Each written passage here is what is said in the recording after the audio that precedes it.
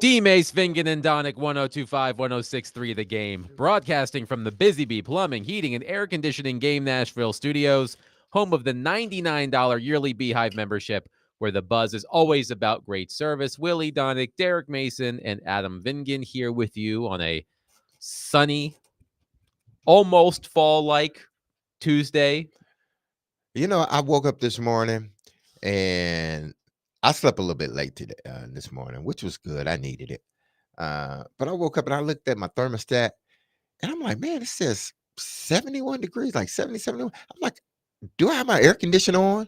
Well, I didn't. It's just starting to get cool now, which I hate because once it drop below 70 degrees, I'm not a good person. See, man, I'm the opposite. Once it gets into the 60s, that's prime. I get a little cranky. That's prime Vingen is in the 60s. I get a little cranky, man. That's prime Vingen. So you like when it gets dark early, huh? I am one of the few people that likes that month and a half period where it gets dark at 4 o'clock. Oh yes. my goodness. You're not human. You're not. Did you grow up on like a planet far, far away where it's dark all the time? It depends on whether. So you would love like Alaska then. I don't know. That's too cold. But it gets dark. It stays dark. Yeah, but there's something in between. Well, dusk. Let's say that. But it's dark it gets dark early all the time, doesn't it? In Alaska, I don't know if I could do it for a full year. I think it's light for a majority of the time. Yeah. Then it goes dark a little bit later. Like you don't know the time difference. Yeah, they have months where it's like dusk. It's not quite light outside, but it's not pitch dark either. So you would like that, wouldn't you? All my Alaskan, what do they call Alaskan residents? What are they called? Alaskans. So Alaskans. all of our Alaskans that are listening, can you please just text in and maybe Jeremy Swayman will text. Yeah, there you go. Alaskans, he's an Alaskan. Raise up. Text us 615-737.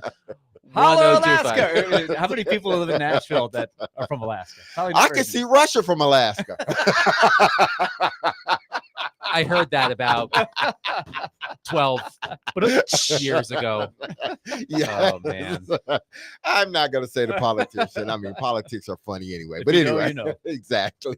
Anyway, we did have our first coaching change in the NFL this morning. The New York Jets fired Robert Saleh after a 2-3 start. I was shocked to find out that this was the first time in owner Woody Johnson's 25-year tenure that he has fired a coach in the middle of the season. I would have thought the Jets being the Jets that they would have done this once or twice, but apparently the first time under Woody Johnson's tenure as owner, 25 years, that the Jets have fired a coach mid-season. And this is the point where I mentioned that in our NFL preseason predictions, I mean, Willie did have the Giants making the playoffs as a wild card, but I had the Jets winning. And the G-Men did go out to Seattle, and they did without their guys, without the Singletary and without Malik Neighbors.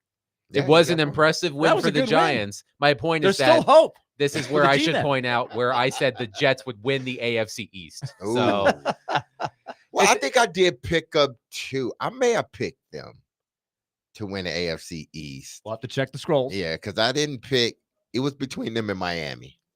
Because I definitely wasn't going to pick Buffalo. I think I might have him in. Robert Saleh was 20-36 as Jets head coach, a 357 winning percentage, ranks as the worst in Jets franchise history among coaches with a minimum of 40 games. I thought I would never say this, but hell, when you have Zach Wilson and Aaron Rodgers, that's what you get. All of us have the Jets in the playoffs. Yes. Adam has them winning the division. Well, they still can make the playoffs because they're not out of it. They're 2-3. They're not out of it. The AFC isn't as I'm not going to say it's not as strong. I think teams are just knocking one another off. I think that's what it is because the competition is so close, especially at the top end, that other than Kansas City, teams are sort of knocking each other off, or when they play Kansas City, they always do something crazy to give Kansas City the game. So, I will point out that the Jets are only one game back of the Bills in the AFC East. So the door is still open for my prediction to come true. If they beat the Bills this weekend, they play the Bills on Monday, I believe. If they beat the Bills Monday, then they're back in first place. That's what I'm saying. That's how easy it is. The door is not shut on the Jets winning the AFC East. But the Tennessee Titans are back in action on Sunday against the Indianapolis Colts. Brian Callahan addressed reporters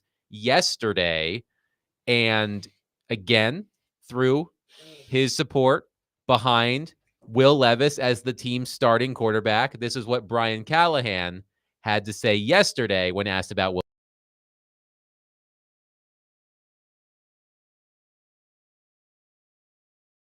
Levis. If things aren't going well and his shoulder could conceivably be a factor, and it gives you a easy way to turn to Mason. No, I mean, I think if he's good to practice and good to go, then he's going to play. And that's really, unless it's affecting his ability to do his job, I don't think there'll be any discussion on that point. Again, if it still hurts a ton and he's having trouble throwing effectively and all those things, then yeah, that's a whole different conversation. But again, we'll just see how the week of practice goes. But I feel pretty good about where he should be at. So that was Brian Callahan yesterday. And the Titans' opponent this weekend, the Indianapolis Colts, it's like the same thing is happening with the Colts. Anthony Richardson was injured a couple of weeks ago. He did not play this past weekend when the Colts lost to the Jaguars. Joe Flacco came in, had an impressive stat line, 33 of 44 for 359 yards and 3 touchdowns. But yesterday, Colts coach Shane Steichen was asked, when healthy, is Anthony Richardson your starting quarterback? His quote, he is our starting quarterback, period, end quote.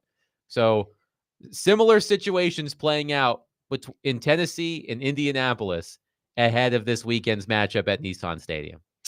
Yeah, it is. Man, it's sort of the same situation, but not the same situation. And we're talking Indianapolis and the Titans because obviously they play each other this weekend. I think there's a strong belief throughout the team that in Indianapolis that they're going to bring him along slowly, Richardson along slowly. And I think that was the mission when they drafted him. I think everybody was on board with drafting him, from the owner to the GM to the head coach. So they're going to bring him along very slowly. And if he's healthy, he's going to be the quarterback. Everybody was in agreement with him being the guy that they want to draft. On the other side, you can't say that because it's a new coaching staff. You don't know if the GM or the head coach of last year wanted the guy, but all of a sudden the owner comes out after the season ended last year and said, that's our guy. When they hired their new coach, Will Levis is our guy. We're going to move forward with him. So you have the situation is the same, but how it came about is totally different because realistically, this is not Callahan's guy. It's not. Make no mistakes about it. This is not Callahan's guy because he didn't draft him. But I think what he did was he said, I can work with him. I've worked with Joe Burrow. I've worked with Peyton Manning. I've worked with this guy, that guy. You see what the backup quarterback, Cincinnati's backup quarterback last year, Jake Browning, what he was able to do. I can get him there. We just need some time. Well, he hasn't gotten there. And I know it's been because everybody want to throw the games out there. So I know it's only been 13 going on 14 games. But he hasn't shown consistently that he can be the guy. Now, if Callahan was here when they drafted him and everybody was on board, then okay, we're going to let this thing ride out for a couple of years. But that wasn't my guy. So how long do I ride with this guy before we lose the locker room? Because I keep going back to that. That's the one thing that people are not mentioning. And I wish someone would ask him that question. Like, how long is too long? How long is it going to take for you to potentially lose the locker room for you to make a change at quarterback? Which one is it? Are you going to let them ride the season out? Because if you are, you need to tell your players right now. You need to tell those 52 other players right now that if he's healthy, we're going to ride no matter what happens. We're riding it out with Will Levis. So at least they know. Because if you don't tell them and he continues to do the same things over and over again, you are going to lose your locker room. They were on First Take today, and I was listening to Shannon Sharp and the old center for the Indianapolis Colts. Saturday. Yes, just Saturday. I was listening to those two guys, and they were talking about Saleh. Like, listen, this is not Saleh's fault. It's not. Saleh is there to give a vision and a mission for this team. The culture and everything is built by the players within that locker room. The coach is overseeing it all to make sure we stay on point, stay on mission. But make no mistakes, the guys in that locker room set the culture. Okay, so if you hold on to this quarterback too long, the culture in that locker room is going to start to get divided. And they said it perfectly. You're going to start getting little small factions, the defense versus the offense. This guy blamed the players blaming it on the coaches. The coaches don't know what to do. It's going to cause a bigger problem than what you realize. You need to figure it out. If he's not producing the way he needs to be producing, do you hold on to him in spite of potentially losing a locker room? That's the question, because once you lose that locker room, make no mistake about it, you might as well turn in your resignation papers. You might as well resign and let somebody else do the job, because you're not getting that locker room back once you lose it. They fired Brian Billick, and he had won a Super Bowl with the Baltimore Ravens because they felt he had lost the locker room. Brian Billick was a good coach, excellent communicator, but they came to a point where upper management felt he lost the locker room, so you gotta go. You don't want it to get to that point with Brian Callahan to lose the locker room. That is something that a coach does not want. So whatever decision you're going to make about Will Levis, make it, but you better make sure that those guys understand that we are riding with him until the wheels fall off. You don't think Brian Callahan has had that conversation with at least the leadership group of the roster? No. Okay. No, it's too early for him to have. He, in his mind, he believes it's too early because he's not even hinting of potentially, allowing Mason Rudolph to continue to be the quarterback, or if Will Levis, continues to make these same mistakes that he has made. He hasn't even hinted. That's not even on his mind. It should be, but it's not. Again, he knows just as well as I know, and Rand Carthon knows as well. Once you lose that locker room and guys feel you're not doing your part to make this team better, you might as well walk out the door. You know what I wish was the case, and you've done a good job, D. Mace, of explaining this part of it. I think it would be nice if logistically you could let Levis, and maybe the Colts feel this way as well, you could let them almost compete for it on a weekly basis. Make them earn it. But as you said, you kind of have to commit early in the week when you're planning for a game, unless you're not sure about an injury, because you want to give your starting quarterback the reps. You've got to continue to have the receivers working with the quarterback that they're going to be working with on Sunday. In other sports, I feel like you could just kind of let it happen naturally, even within a game, like a point guard. If you got a point guard that you think is younger and is going to have a higher ceiling than maybe your steady veteran point guard, you could play them, start off by playing them 20 minutes each. And then as the young guy gets better, you play him 25 and the older guy 15 and let it naturally happen. But you can't really do that in the NFL. You kind of have to make the decision and stick with it.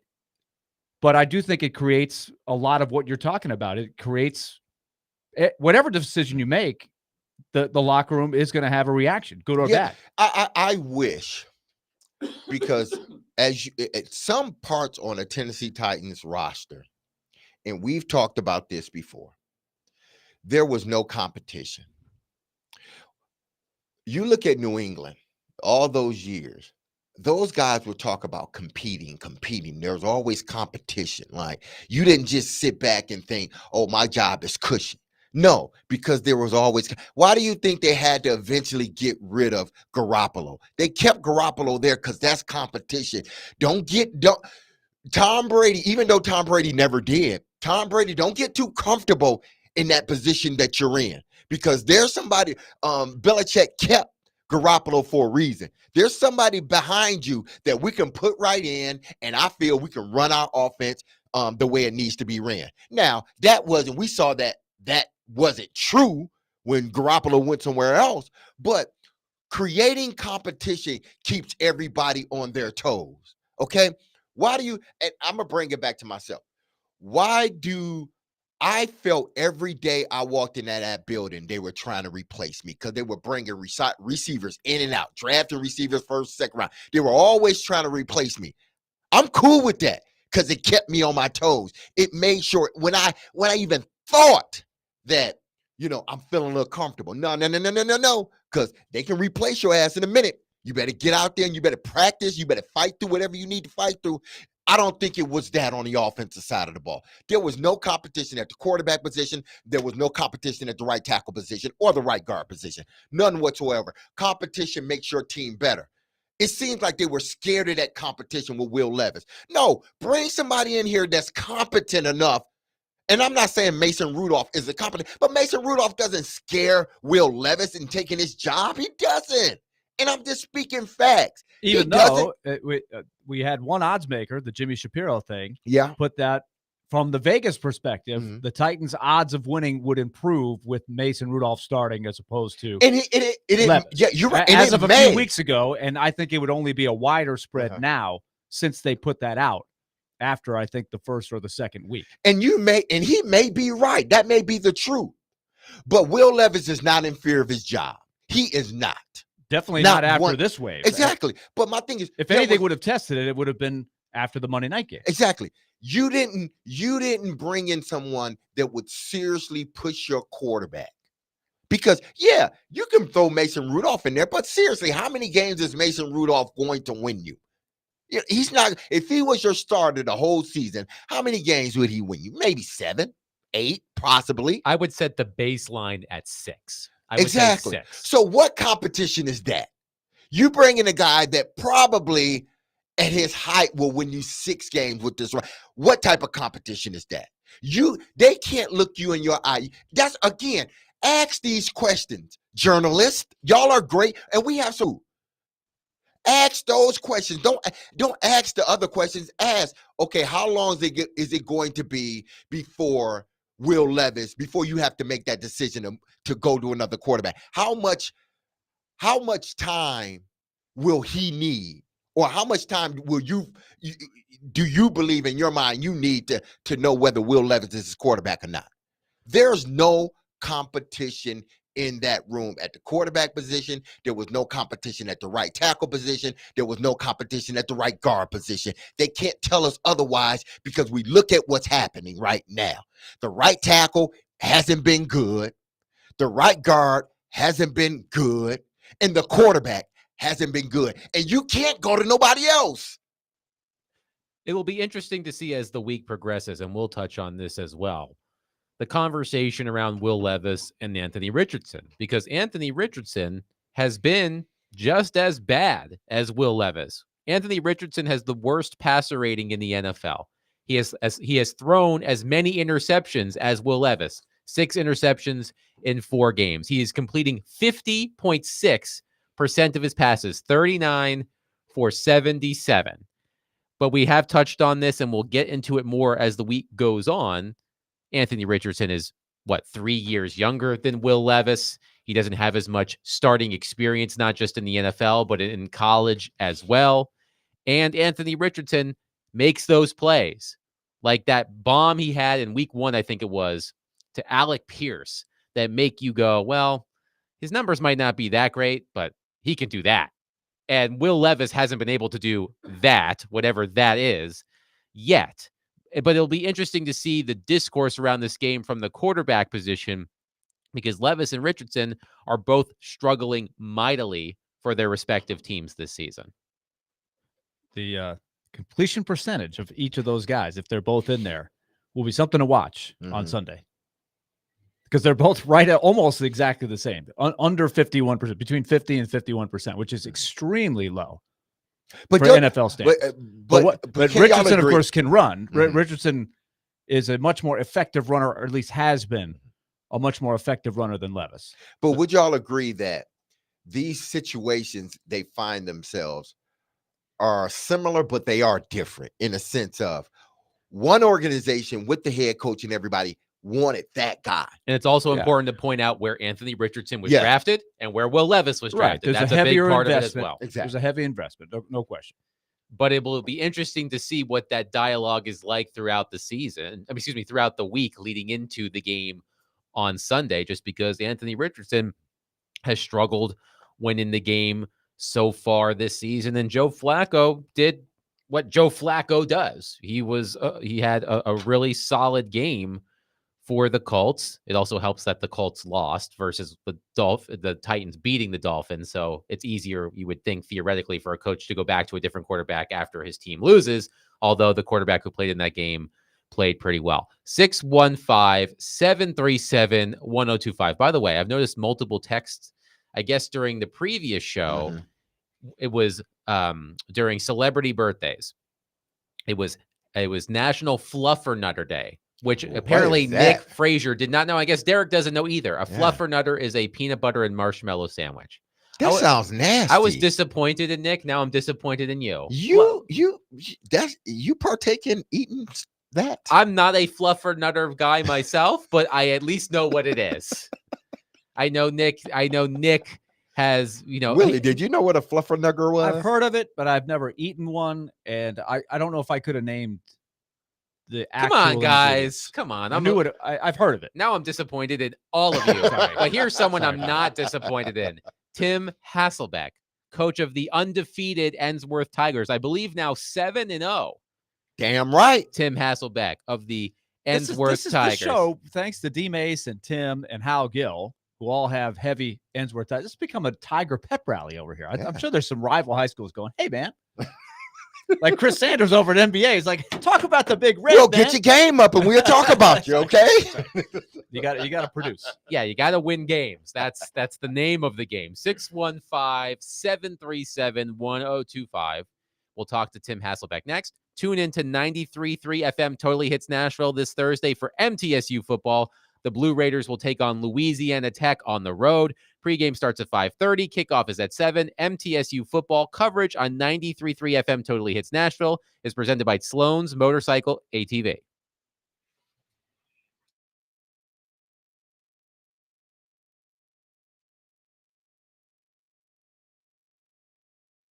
All right, let's talk about Lead Company, proud sponsor, Nashville Predators, 615-567-1000. We're going to have our next 10 Predator questions later today as we count down towards the opener on Thursday night. Lead Company has been a big sponsor of the Predators for a long time now. And they do great work with the things associated with your home or even your business when it comes to basic general maintenance. But the fundamentals, your heating, your cooling, your electric, your plumbing. Start a relationship with Lead Company, and you won't be sorry. They've done great work for our house for a long, long time. 615-567-1000 or leadcompany.com. We've worked with them for a number of years, keeping on top of things, the annual checkups. And this is a great time to check the heating unit in your house to make sure it is running properly. If you haven't in a long time or you haven't since last year, call them right now, 615-567-1000 or go to leadcompany.com. It's Lead Company, proud sponsor, Nashville Predators.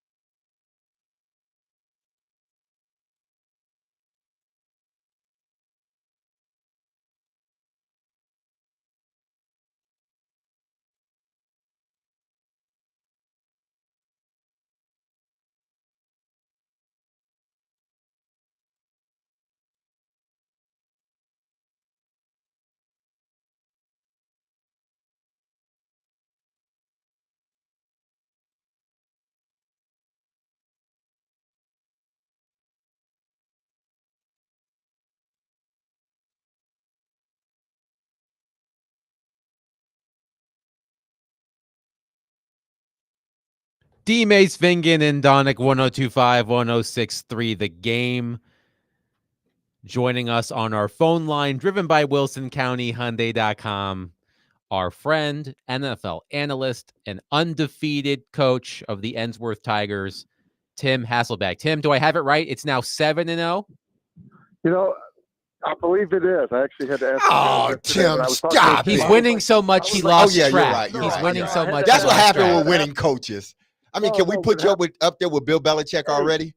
No, what I'm saying is like I was like, wait, do we play 6 games or 7 games? Like, you know what I mean? Like, you just get into like the heat of it. You can probably hear it in my voice. Like, I've been yelling at too many officials. Like, I got like my voice is gone. I'm like, was it 6 games? Was it 7? Was it 8? Like losing track. You know, you just get so like dialed into the details on it that you know. But it is 7. That is confirmed, and I'm going to have to take it easy so my voice makes it to next week. We appreciate your humility on our program. So listen, it is not me. I have made exactly 0 tackles, completed, you know, made 0 blocks. You know, our kids have really done great. I mean it. And I think our coaching staff has done a good job. So really good job. So, and the environment at our school for our games has been really, really good. So it's I'm thankful for all of it. It's been great. Tim, I'm sure you had an opportunity to watch Vanderbilt upset Alabama on Saturday. I would love your analysis of Diego Pavia as a quarterback. And were there any Hasselbecks or friends of Hasselbecks that were involved in the transportation from the goalpost from Vanderbilt Stadium to the Cumberland River? Okay, so there's a lot to unpack here. There's a lot. You can start with Willie's question if you'd like. Tim has a daughter who is playing lacrosse at Vanderbilt, so she's a freshman. And by the way, she has no idea about the pain that those of us who have been watching Vanderbilt for the better part of 40 years. She's officially spoiled. Yes, but we got to give her credit for sparking this. Well, I would just say I think the stat was, you know, since Grace has been at Vanderbilt, you know, 1-0 versus you know, like, you know, against Alabama, the previous 60 matchups, 0-60 or something like that. What else needs to be said? Yeah, I don't know if she's taking credit for it. So you asked if any Hasselbeck members or friends of the Hasselbecks had anything to do with the transportation. I will say I have seen a few photos of people that I do know that not only – like one of them, I think, was actually riding the goalpost. I was like, dude, how did you do that role? Like everyone else is carrying it. And is that uncomfortable? It appears to be uncomfortable. I saw some people doing that. Yeah, I saw that. So that was really cool. You know what's interesting about Diego? So, you know, Vanderbilt held their spring game at Ensworth. And he was in town, obviously not able to participate because he hadn't enrolled in the school yet. And so he was actually in town, and Clark's father was bringing him around, and I got a chance to meet him. And it was interesting when I met him at the time, and obviously he's in street clothes, and we're talking, and I'm thinking, you know, it's interesting, right? Like in this era of like, you know, all these guys, you know, kind of t-shirt and shorts, throwing the football around and stuff. You know, he just looks like, you know, kind of a 5'11", you know, like kind of thick kid that could play linebacker, could play fullback, could play tailback. Guess he plays quarterback. And then I went to the Virginia Tech game and, you know, it sent him a text message after the game, basically saying like, hey, it was fun watching you compete. Like it just was seeing the way that you play football. And, you know, anybody who watched that Virginia Tech game, like you just saw his grit and playmaking ability. It was cool. It was really cool to see. And I think that same exact thing was on display, you know, against Alabama. Like there was no, I don't know, back down, no, you know, fear of competing against whoever it was. And so I think that was really cool to see. It obviously has had a huge impact on the program. And I said to somebody, look, I grew up in Boston. BC beats Notre Dame right after Notre Dame beat Florida State, Charlie Ward to become the number 1 team in the country. And that game was at South Bend. But what happened is kids tore the goalpost down at Chestnut Hill, and it changed the way people thought of Boston College football at the time, like almost as much as, Doug Flutie winning the Heisman Trophy. And I think that, seeing what's happened here, I think that Vanderbilt win against Alabama has the ability to do that same type of thing. Tim will, of course, get to the matchup in town this weekend between the Colts and the Titans. An interesting quarterback conversation to be had there with Will Levis and Anthony Richardson. But I do want to ask you about another quarterback, Deshaun Watson. It's been so hard to watch Deshaun Watson play quarterback this season, and the Browns are committing to him as the starting quarterback. It just feels like a failed marriage with hundreds of millions of dollars of guaranteed money tied into it. I mean, is there any way to, for lack of a better term, fix Deshaun Watson, or is this what he is now as an NFL quarterback? I keep wondering, like, when is he going to turn back? I mean, he was Jaden Daniels, right? Like, he was the young quarterback that everyone was like, yep, he's got it. Remember Dabo Swinney saying, like, look, he's Michael Jordan. Then he gets to the pros, and like, I think most people thought he was a top 5 quarterback. And, since the time off and all the legal stuff that he's been through, he hasn't been the same. And I keep thinking, well, it's got to come back, because look at the way Kevin Stefanski coaches the position, has success with, guys in that offense. And even with a guy, that came in relief a year ago, right, who's no longer there. So, you said it. It's the worst. It's probably the worst contract in sports, like maybe in history of the NFL, because of the guaranteed money, because of how it blew the guaranteed money out of the water in terms of what had been done before, and what he looks like as a player. I mean, he looks done as a player, and I don't know how you get out from under it. We'll talk with Tim Hasselbeck, ESPN NFL analyst and head coach of the 7-0 Innsworth Tigers, who, by the way, have only given up 26 points in 7 games. So whoever the defensive coordinator is, coach, man, oh man, he's doing a wonderful job. I'm going to give him some love. Dylan Sanders, he was the defensive coordinator the last 4 years at Murray State. And I was fortunate. One of the things I needed to do was say, like, hey, like, I need someone to handle the defense and do a good job. So I need to give Dylan some love, because he's done a great job. And obviously we've got a bunch of really good players on that side of the ball. But hey, I appreciate you noticing that, D-Mate. Yeah. It's been good. I didn't get a chance to go to the game, but I watched it on the computer. I watched because I had some other things going, but I made sure that I had my computer in front of me watching y'all beat down the Florida team. That's right. Hey, Endsworth Live. It's our students do the broadcast. Oh, it's hilarious. I love it when the students do the broadcast too. Yeah, listen, they do an excellent job. We even have halftime interviews. Little known fact, Jim Nance is an Endsworth parent, has given some advice to some of our kids that do play-by-play. I was somewhat offended that they wanted to get Jim Nance's advice instead of mine, but it's understandable. Willie's also available. Yeah. I am. But he's university dad. Right. He's a university dad. I've helped a few USN people. You can't cross those lines. You can't cross those lines. That's. I'm here for all. I'm here for all. For the kids. It's for the kids, Willie. It's for the kids, right, D-Mace? Exactly. You know how I feel about that, though. No. Are you okay? I'm gonna get to my Titan question in a minute, but are you surprised that Robert Saleh was fired today, considering all that has gone on for the last 2 years? And it was, when we get Aaron Rodgers back, we'll be okay. And frankly, Aaron Rodgers has added to the problems that the Jets have. But are you surprised that they fired Robert Saleh? Because the Jets haven't done this ever in their history at firing a coach mid-season or during a season. So are you surprised that Saleh was the guy? Really, really surprised. And not because it seemed like he was doing some amazing job, but like, it just, at this stage, there's a lot of football left. He was a really kind of sought after coach when he was hired to be the head coach.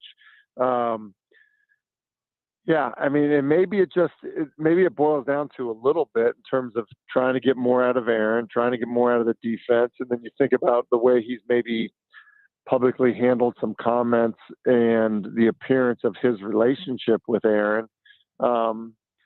Maybe that was it.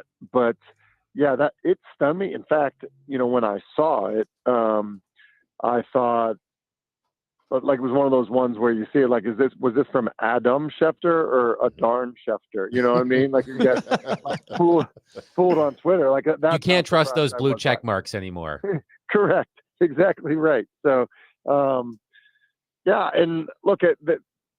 I thought that they would come in and look, everything around Aaron's better than it was a year ago. And so the fact that they haven't been more competitive, and I think Aaron looks injured. I think Aaron looks like he's playing injured. But if they don't get it right with what they've kind of invested into building around Aaron, obviously that's not good. And I also think, when you look Sam Darnold having success in Minnesota, like that obviously doesn't help either. Tim Hasselbeck is with us. We're talking NFL football in general. So, Tim, one thing I'm curious about as you go into the Colts-Titans game, I think the number one theme is you've got each team with the same, I guess you would call it a dilemma. You've got a veteran, steady hand as the backup, but you've got a young quarterback that you've made a commitment to and you want to see what he can do. So I think it's going to be a really intriguing game from all angles, but it comes back to that on Sunday. Yeah, I agree. And look, Anthony Richardson, and I think everybody said it, like he was always going to be a developmental prospect. And then he gets hurt his rookie year. And so this year is really still his rookie year. Hasn't been a starter for a season yet. And so you're going to see him make mistakes. And now on top of it, he's injured again and he's not playing. Like at some point too, you do have to be concerned about winning enough games to keep your job if you're a coach in the National Football League. And Joe Flacco, is probably, far from a perfect player at this stage of his career, but it doesn't look like, the ball is coming out of his hands, his hand any differently than it did when he was a young player. And so they have opportunities with stuff down the field. They do have a good receiving core. They are running the football well. And so I bet you if you were to poll their coaches and say, hey, who gives you the best chance to win against the Titans? I would think you would almost get a universal answer that Joe Flacco's the guy. But I think with just how the league works, if they feel like Richardson's healthy, like they're going to have to play him because they need to develop and find out, who he is as a player. And I think that you're in a similar situation, with Will Levis. Maybe not as much, just because not as much is invested because of where you drafted him and all of that. And you probably have a little more evidence in terms of some of the decision making that you maybe are, frustrated with. But I think they're very similar. And I think it would be reasonable to think that both teams think like, hey, if you're the Titans, I got a better chance to win with Mason Rudolph. And if you're the Colts, hey, we have a better chance to win if it's Joe Flacco. Would you be of the mindset where the Titans are? Because as we know, if they win this game, you could say, hey, they're 2-3. It's like the Giants. They look disastrous. Yeah. Now they've won a couple, and they're like, hey, we're only a game or a game and a half out. Let's see what happens. But would you be of the mindset to look to shop a guy like DeAndre Hopkins, or would it be more of a wait and see? I think a wait and see because exactly what you just said. I do think you have to wait and see. Like that Giants performance the other day, like that's super impressive. Like the Seahawks were a 3-0 team. The Seahawks were, that's a tough team to beat there. So I do think, like I look back to some of the conversations I've had with you guys over the years, where, it's like, you don't win this week 7 game, like season's over. You're not going to make the playoffs. And then, just however it shakes out, a couple injuries in the division. And next thing you're playing, you're playing December games for potentially winning your division and having a home game. So I don't know. I think it's one of those things where especially like the way the division looks now, it's still way too early. It's still so early that that I think you still have to feel like you're in it. And because all kinds of things could, like, what if there's a significant injury in Houston, right? And Jacksonville has looked pretty much terrible most of the time. And, the Colts could find themselves in a situation where, like, they're just forcing playing Anthony Richardson, even if he's not giving them the best chance to win. And so I think when you factor all that stuff in, it's like, man, it's still way too early to write anything off in terms of what the Titan season could end up being. Tim Hasselbeck, ESPN NFL analyst, joining us as he does every Tuesday at 11:30. Tim, we'll talk to you next week. Good luck this weekend. I see you have Father Ryan on the schedule on Friday. Oh, yeah. Big matchup. I think it's a one-loss team. So, yeah, but hey, region game. Like I told the boys, it's like big SEC matchups, like, Georgia, Alabama, or Vandy, Alabama. There we go. Same 3, okay? Or Michigan State, Michigan, D-Mace. There you go. Hey, bring it on back home. All right. Tim, good luck. We'll talk to you next week. Good luck, Coach. Thanks. Tim Hasselbeck joining us as he does every Tuesday, 615-737-1025. I saw something interesting late last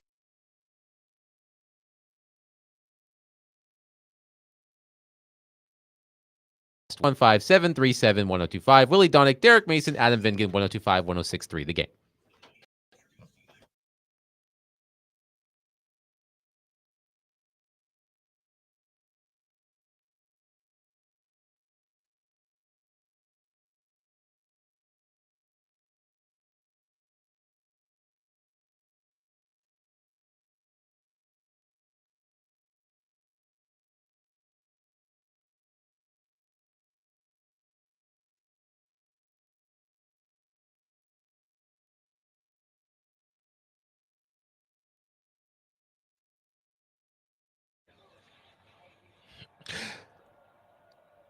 Derek Mason here.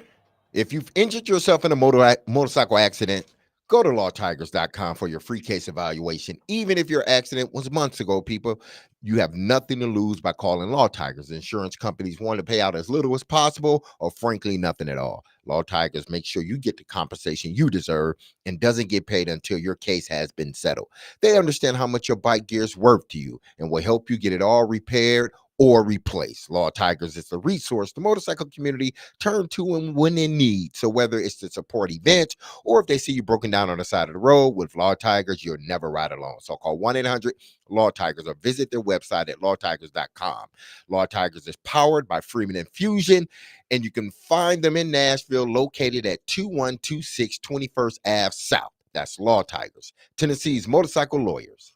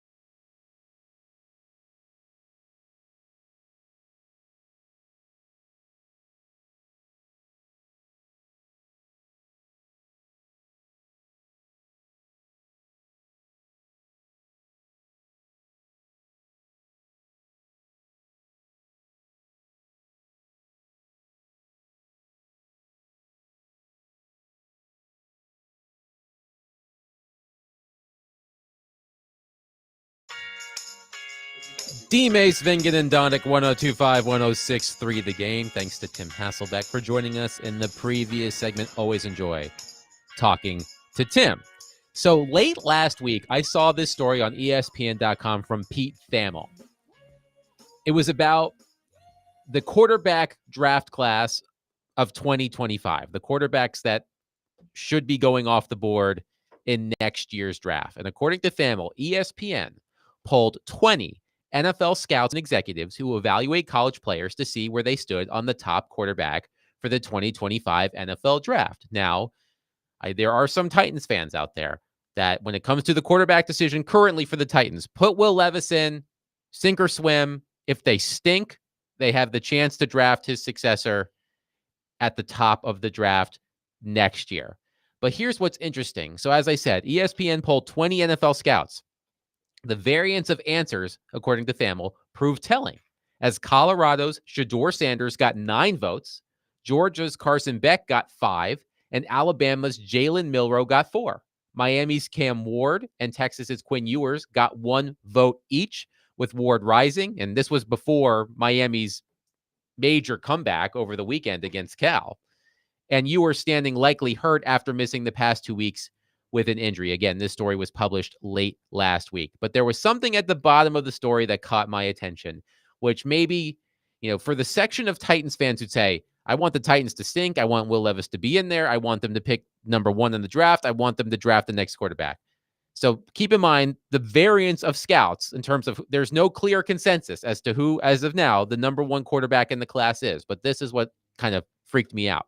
One scout invoked the 2022 draft, which didn't see a quarterback picked until Kenny Pickett at number 20, when referencing the muddled nature of this year's crop, while the overall talent this year projects higher than 2022, especially given the need at the position amid an overall weak draft. It will be interesting to see when a quarterback goes off the board. And as a reminder, some of the quarterbacks drafted in 2022, Kenny Pickett was the first quarterback off the board. Desmond Ridder, Malik Willis, Matt Corral, Bailey Zappi, Sam Howell, Skylar Thompson, and of course, the outlier in this, Brock Purdy, who was drafted with the final pick of the draft. Mr. Relevant, as he's known. But this is the question for Titans fans. Now, just if you get the number 1 pick in the draft, the number 2 pick in the draft, you're not required to pick a quarterback. But for those hoping that the Titans will pick up there with the intention of drafting Will Levis's successor, this might not be the year to do it. I'm not sure. Yeah. I mean, but as we have seen in drafts previously, that, and I think we spoke of this, Willie, months ago, that the quarterback is the only position that you try to, it's just like, let's find a reason to elevate these guys. Why? Because you understand that the quarterback is the guy that can change your franchise. So you try to find everything that's going to, sort of make your argument why that guy needs to be, a top 5 pick or a number 1 pick. No other players, like we critique these quarterbacks so much, especially now.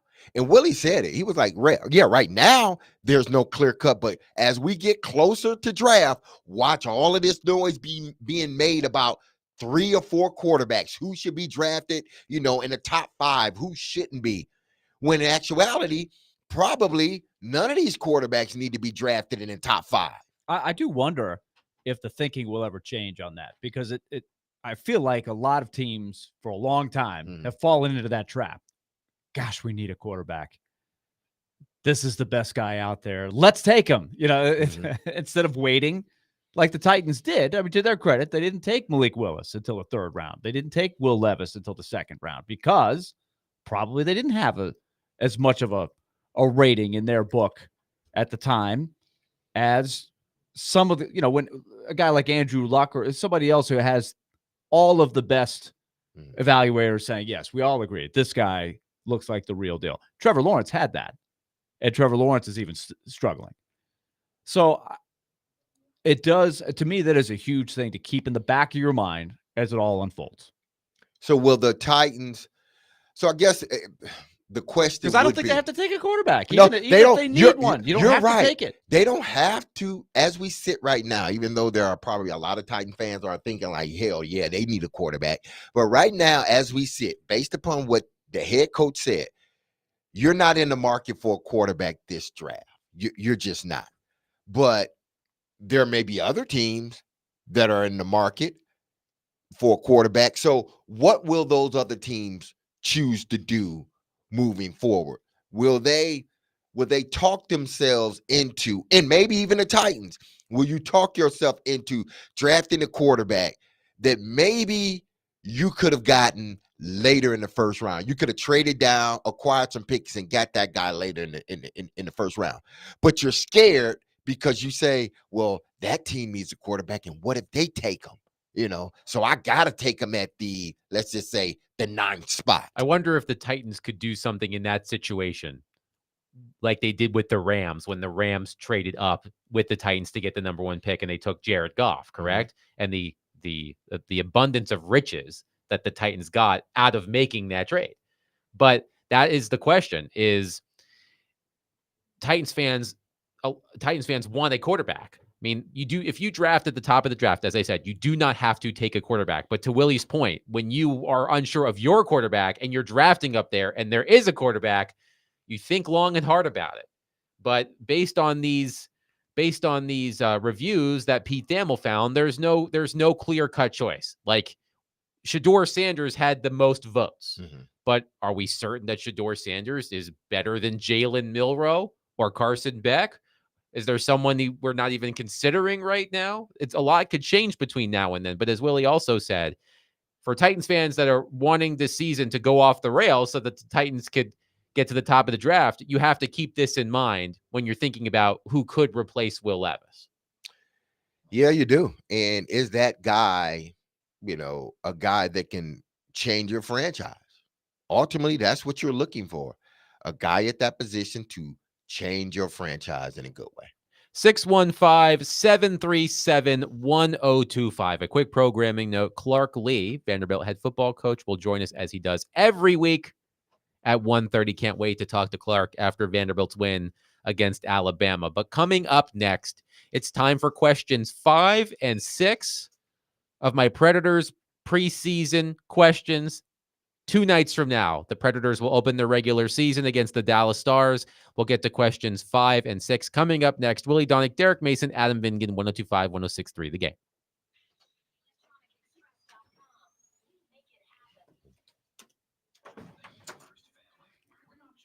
Oh,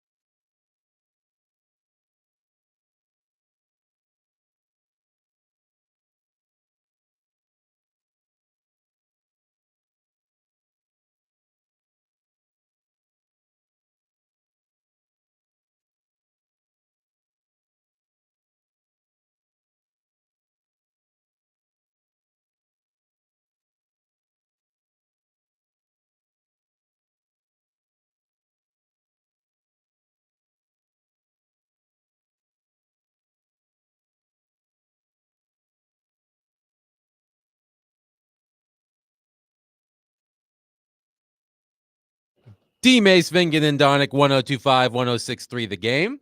Broadcasting from the Busy Bee Plumbing, Heating, and Air Conditioning Game Nashville studios, home of the $99 yearly Beehive membership, where the buzz is always about great service. Willie Donick, Derek Mason, Adam Vingen here with you.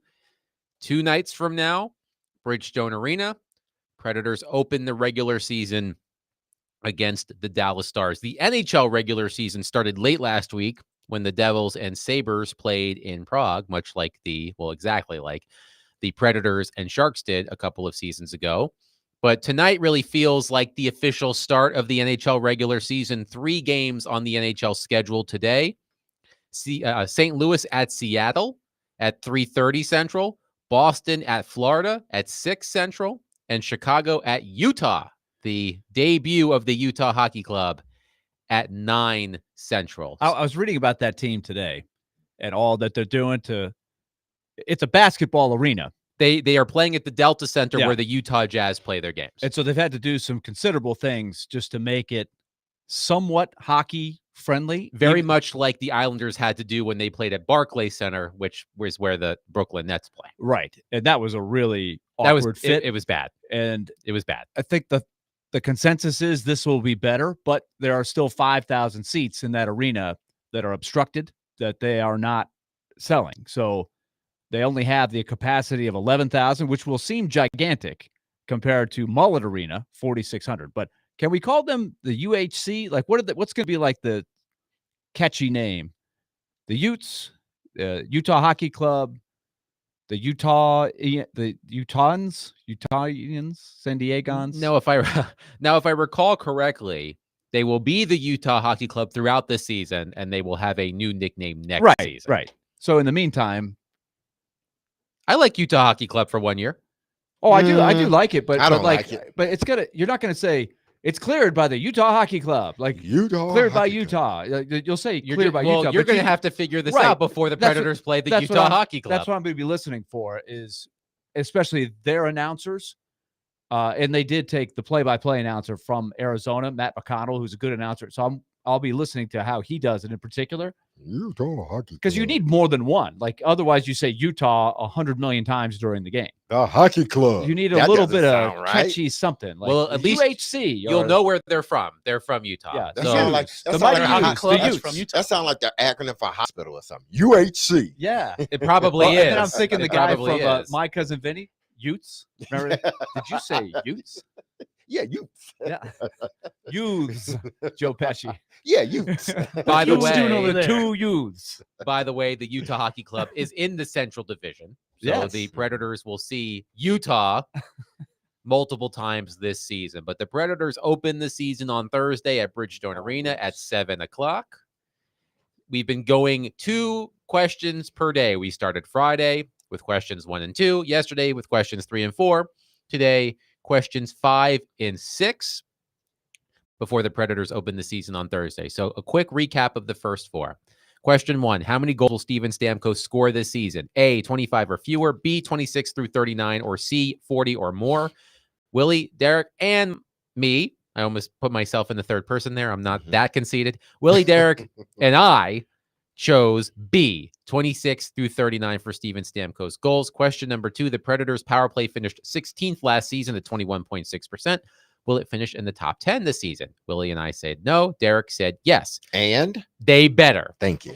Question number 3, Tommy Novak has averaged 0.64 points per game in his NHL career, a 52-point pace over an 82-game season. Yes or no, will Novak crack 60 points this season? Willie and I said no. Derek said yes. Question number 4 on ESPN Bet. The over-under for Philip Forsberg goals is set at 41.5. Are you taking the over or under? And how many goals do you predict he will score? Willie said the over at 42. Derek said the under at 40. I, like Willie, said the over at 42. So those are our first 4 Predators preview questions. Now to questions 5 and 6. By the way, Jonathan in East Nashville says they should be the Utah Jazz hands. The Utah Jazz and the Utah Jazz hands. Utah Spirit Fingers. The Utah Spirit Fingers. There we go. That's a no from me, dog. I'm just gonna skip that one. All right. Question number 5. UC Saros has led the NHL in starts in 2 of the past 3 seasons. And in the season that he did not lead the league, he had the second most starts. Over the course of the past 3 seasons, he leads the league in total starts. But UC Saros has led the NHL in starts in 2 of the past 3 seasons. Does he do it again this season? And how many starts does he make? Willie, you go first. We had a really good discussion about this late last week. It was not officially one of the 10 questions, but I think it sets the table for this answer because I think it's a critical piece to the puzzle here. There are some variables. I think they would like to take a little bit of a workload off of Saros. The good thing about the workload the last 3 years is, it's a double-edged sword because there hasn't been a deep playoff run on top of a workload like that. So I think that has them thinking, okay, we still have that going for us. And I think they would really have to consider lightening the workload and mandating it if he has another 12 to 15 to 20 starts in a playoff run, which hopefully is in the cards in the next season or two. So that being said, I think the number is 60 that they're going to settle on. There's so much riding on Scott Wedgwood's acclimation process, and I think that is the key word. I don't think it's going to happen easily and overnight. The quicker, the better. But the quicker he adjusts to his new team, the new surroundings, the new system, that will enable them to have more confidence in him and also take a little bit off of Saros's plate. So I think it has a lot more to do with Wedgwood than it has to Saros. Now, I'll say this. I think the second year in the Brunette system for Saros will make things a lot easier from the get-go for Saros. He is notorious for what? Year after year? Slow starts. Starts. And it took him a half a season last year. He was sitting there in I think early February with a save percentage under 900, which is very un-Saros-like.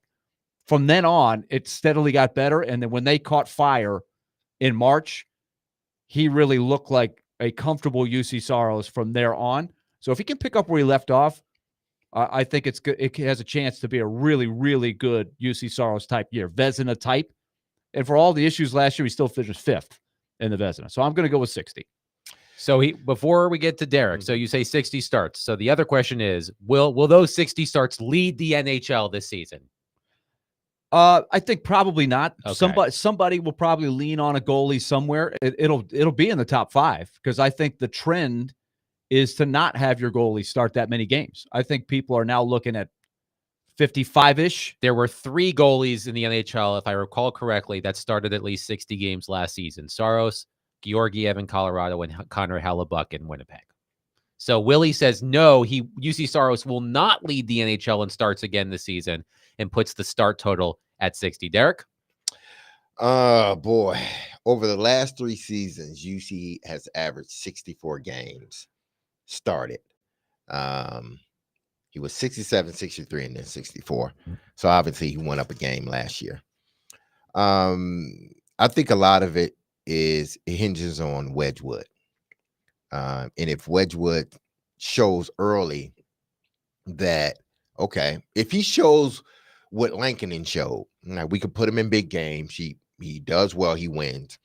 Then I think you start to get with the coaches and UC and say, okay, the faith is in Wedgwood. We got some faith. So we're going to need you on the back end. We're going to need you on the back end. We're going to need you to be Saros on the back end. So we're going to try to hold off. But a lot of it hinges on whether Wedgwood, when he gets his starts, how does he play? How does the team look? But even with that, this team was put together to win now. That's just how it is. They have one of the oldest rosters in hockey. They were put this year and next year. It's like a 2 to 3 year window. They want to win now. And if you want to win now, you play your best players. That's just what you do. And UC is one of your best players, one of the best goalies in all of hockey. I can't see them taking games away if Wedgwood hasn't proven that he can be sort of Lankinen-like. I think that is something that could unfold, is if they're not feeling great about Wedgwood, and like you said, there's urgency, then I think they absolutely would lean on Saros, because they also don't have a number 3 like a Skaroff to say, well, let's go with the kid, a young kid, some opportunities. So I do believe that he will end up playing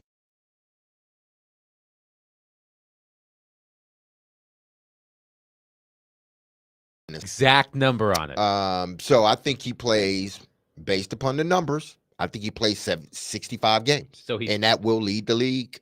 That will lead goalies in the NHL will start. So I say 65. Yes. So Derek says, yes, UC Saros will once again lead the league and starts, and he puts the number at 65.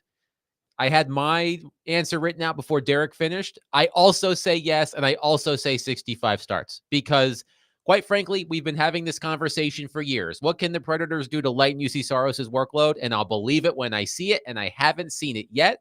So I think UC Saros starts 65 games, and that leads the league, which means he would lead the league in starts in 3 of the past 4 seasons. So when would y'all feel, or at least you, Adam? Yes. Would you feel different had they signed Lankinen back, based upon what Lankinen was able to do last year? That is a good question. I think I would, because there's the familiarity there, and Lankinen has shown over the past couple of seasons that he is a more than capable backup goalie. I do think that if Lankinen were in the fold, or even a Skaroff, even if he was just there, as Willie said, even if he's not on the team to start, even if he weren't just on the team to start, but was in the organization, I probably would have picked fewer games. But because of that uncertainty, I think they're going to ride Saros till the wheels fall off. I think the first 3 months or so will tell you a lot with how Wedgwood is playing, because I think they would love to have Wedgwood take some pressure off. Remember, there also is a long break in February with the Four Nations thing, which UC Saros is participating in, and so he doesn't get the break. So that's another thing to consider, where you might have a look. We want to play him, but we don't want to do that. If Wedgwood struggles is when you have a dilemma, because you don't have a Skaroff. And your question is the great question with Lankinen. If they had Lankinen, which was their plan A, would have been to have Lankinen and a Skaroff back, but you can't blame Lankinen for saying, I'd like to see what the market looks like. And he sort of had to be disappointed with how it unfolded. He had to wait and take. Now he's in a good situation to start the season with Vancouver. If Thatcher Demko comes back and Lankinen is sort of no longer needed, that's a situation to watch. If in a scenario of Wedgwood doesn't look like the fit for one reason or another, if that's a phone call you could potentially make if it unfolded a certain way. Hopefully Wedgwood just does his thing like he's done the last couple of years and is a solid backup, gives you good minutes, and you're able to execute your plan. The other thing that is worth mentioning here is, without a Skaroff, who is the number 3? They have Matt Murray, sort of a career AAA guy. Not the Matt Murray you're probably thinking of. And he's only played, 1 game in the NHL. And then you have Magnus Krona, who was taken from the Sharks as part of the package for a Skaroff. He played 8 or 10 games last year. I think 8 is the number. He had a couple of really good games in there, but he was thrown to the Wolves on a really bad team. And I think they would like to refine him some. He's only 23. And he didn't get to play a whole lot in camp. I think he got injured a little bit during training camp, but we want to see how he unfolds, and Murray as the number 3 guys for Milwaukee.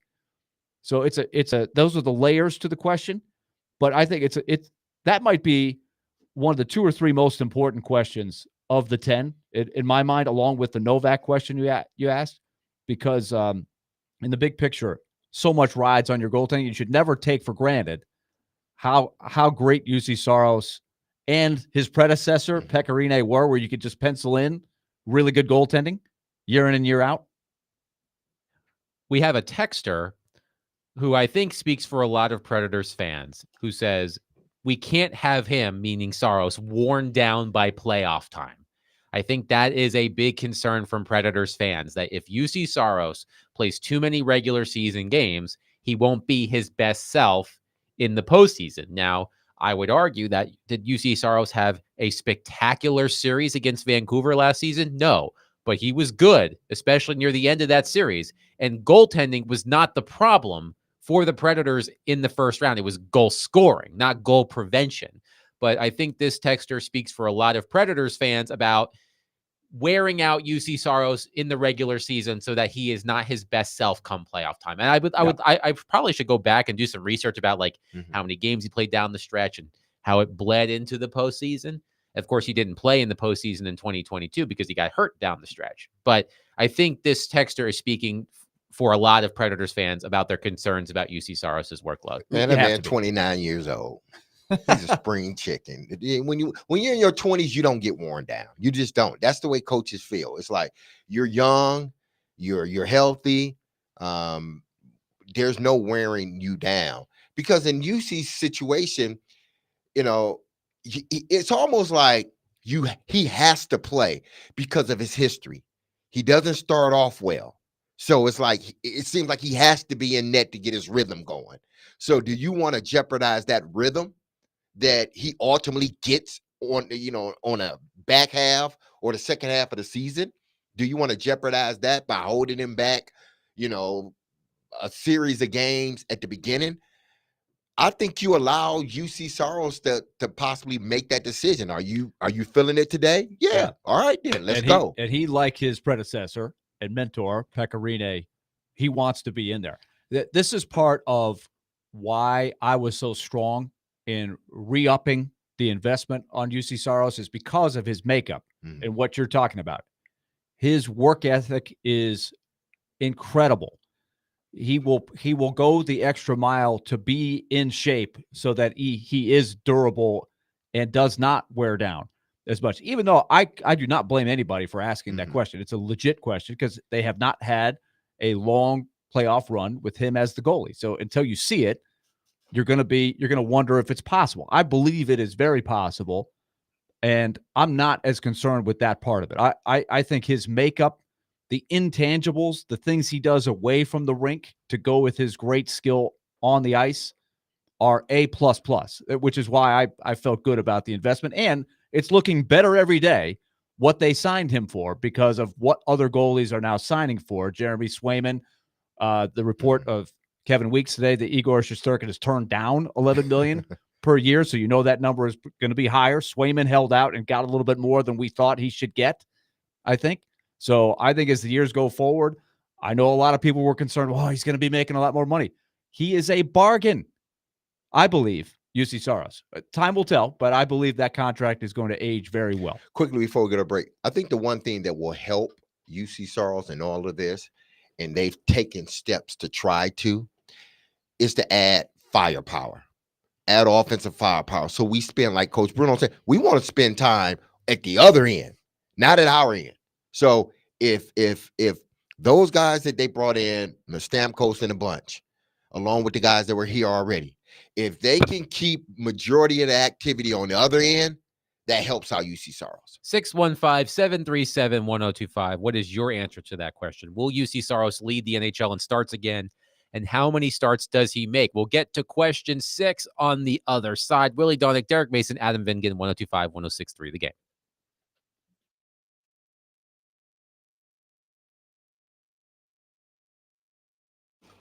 Hey, this is Derek Mason, and you heard me tell you about Dr. Lodge and his staff at Cool Springs MD for some time. If you have set out to lose weight, chances are it's not your first time setting a resolution to shed some extra pounds, only to face disappointment. At Cool Springs MD, which I have an appointment tomorrow, Dr. Lodge and his team understands the frustration of this cycle, and that is why they offer a different approach to weight loss. Their comprehensive weight loss program is led by Dr. Jeffrey Lodge and addresses the root cause of weight gain with tailored nutrition, exercise, blood test supplements, and more. They will customize a program specific to you and no one else. So connect with Dr. Lodge at CoolSpringsMD.com today to schedule your appointment, as have I, for a personalized weight loss plan just for you. That's Cool Springs MD, where your weight loss journey becomes a success story.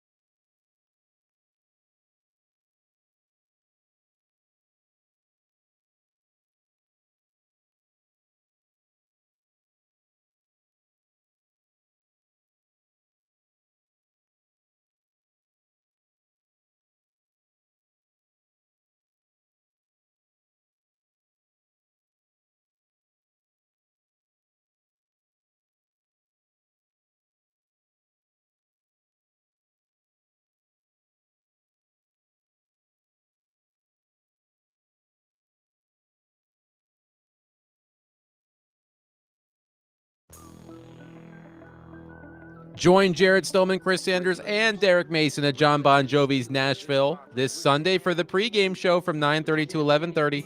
They will break down the Titans Week 6 matchup against the Colts and give you the latest updates before the game. The pregame show is presented by Parman Tractor and Equipment, Sundeck Nashville, Sloan's Motorcycle ATV, and award-winning Blue Note Juke Joint and Blue Note Crossroads Bourbon. Willie Donick, Derek Mason, Adam Vingan here with you, talking Predators.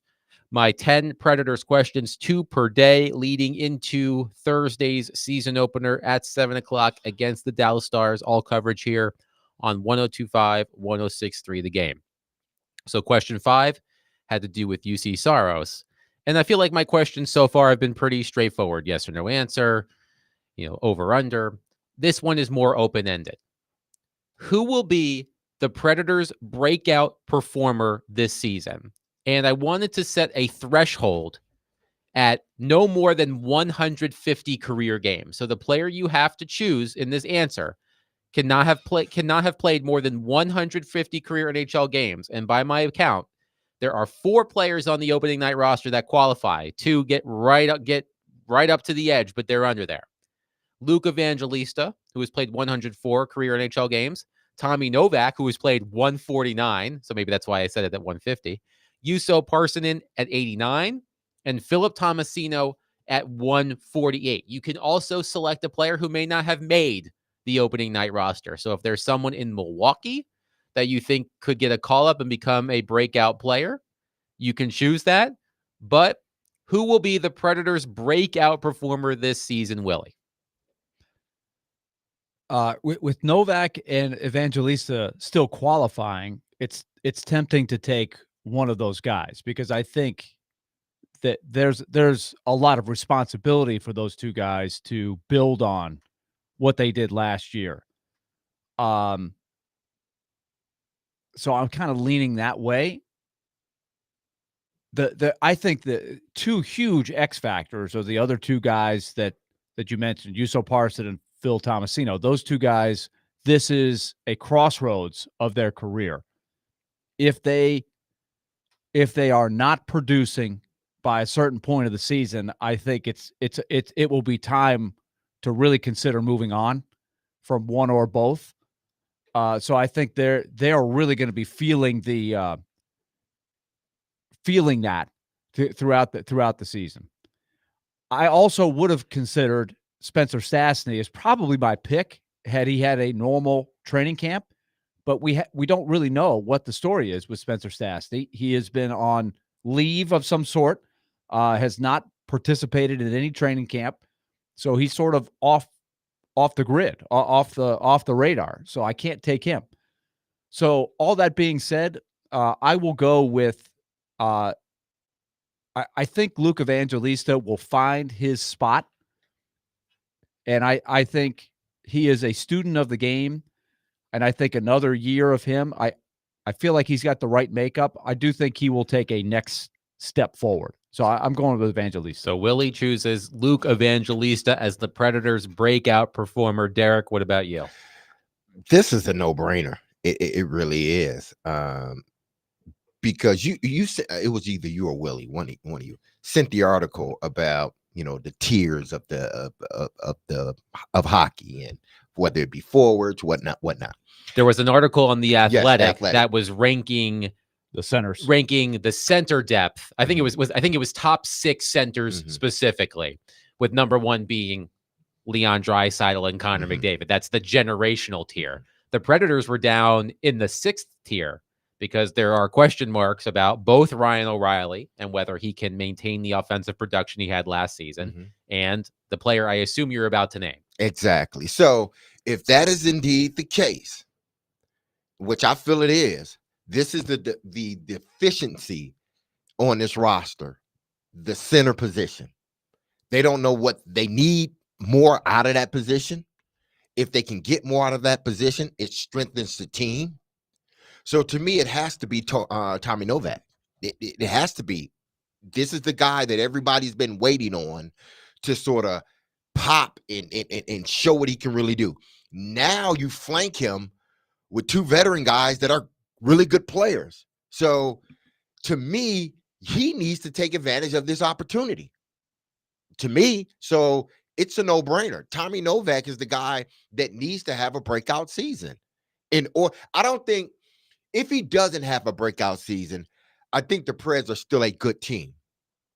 But if he elevates his play, they go from being a good team to, man, the sky's the limit at what they can do during the season and then in the postseason if he elevates their game. Because now you have 2 lines that are just flat. How do you defend them?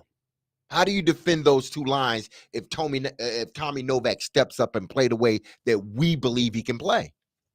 So Derek goes with Tommy Novak. I think this might be the first time that we all have different answers because I'm choosing Philip Tomasino.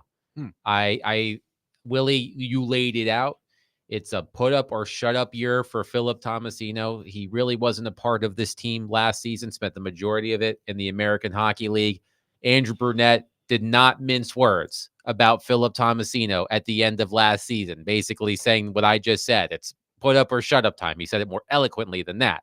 But he was clear that Philip Tomasino needed to do more to be an everyday player in the NHL. He's made the opening night roster. I think that will motivate him to have a productive season. I could see Philip Tomasino taking a Luke Evangelista-like jump this season compared to what Evangelista did last season.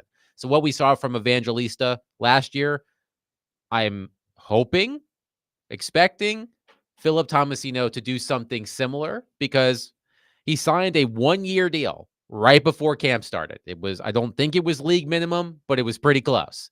Because they didn't have much cap left, and they were basically saying, this is what we have. Right. So either take it or you're going to be sitting around. So that sort of goes into that it's put up or shut up time. Right. I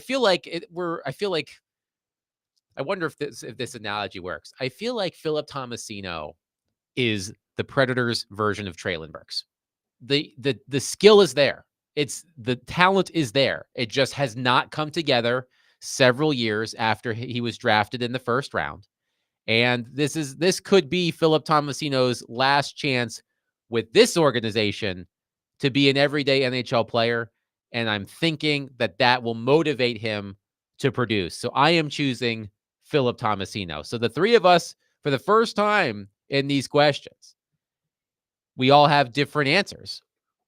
Willie has Luke Evangelista taking the next step after he took the first step. Because I think he was the guy of that group that had a breakout last year. So for him to have another breakout, it's another level of play. And, we'll argue probably over what that means. It may not be straight points, but it might be just his role. Can he take the next step of his career? See more ice time. And it took him probably half a season. I think it's worth pointing out. Remember with the Stars coming to town, the last time they were in Nashville was the infamous 9-2 game. Yes. The nightmare on ESPN, which was the precursor to the canceling of the Vegas trip, the U2 concert, and then, oh, by the way, they went 16-0-2 right after that. But Luke Evangelista in that game, healthy scratch against Dallas. He was a healthy scratch in that game. And it wasn't the only time during the first part of the season that he was sitting down. And he did not get sent back to Milwaukee like Parson and Tomasino did, but it was close. It's also worth pointing out that Tomasino is older than Evangelista. So Tomasino is at that age, 23, where contractually and age-wise, it's like, okay, you're getting close to being a finished product here. So it's time. D-Mace, what do you think? When he brings up the Burks comparison, I do think there's some parallels there. The only exception is Tomasino hasn't had the health issues, the injury issues from hits and whatnot. He has had some injuries, but not like Burks, where it was just one thing after another.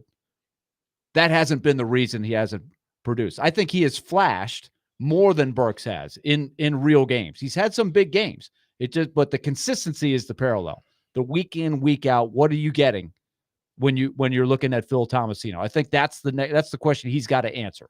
Night in and night out, how is he helping the team win?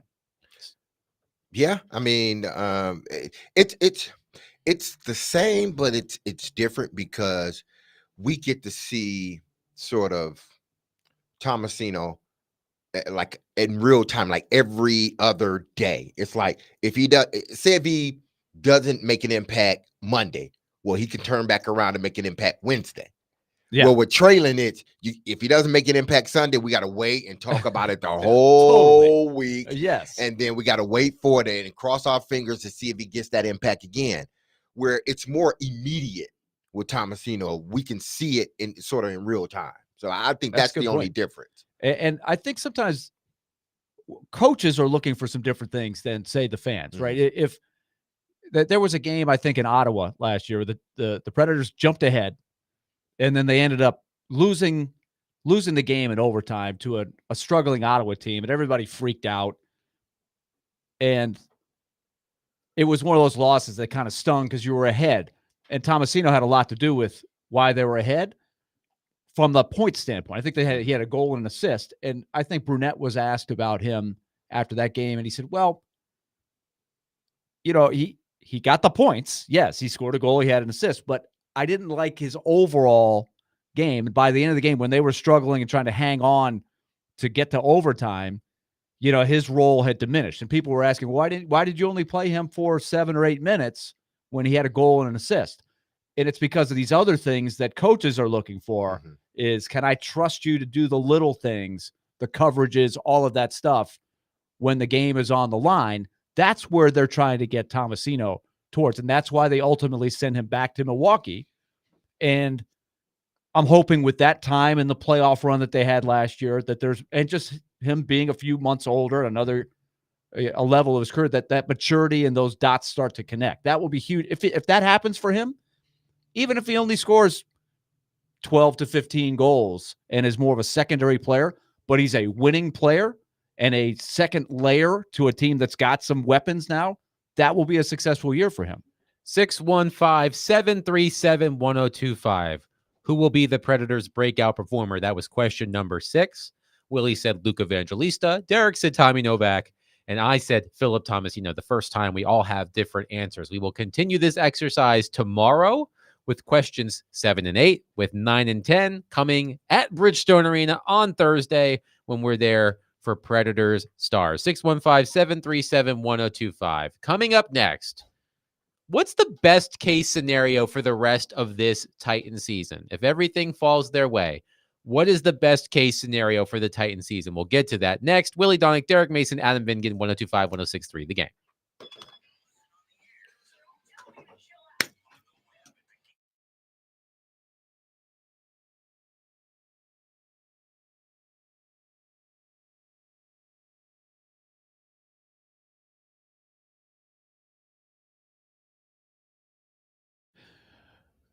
F&M Bank time. Remember, we take it to the bank Fridays at 1:45 on our show with the sponsorship of F&M Bank. Banking made easy on purpose. 20 locations in our listening area, and they want you to know that your business means more to them.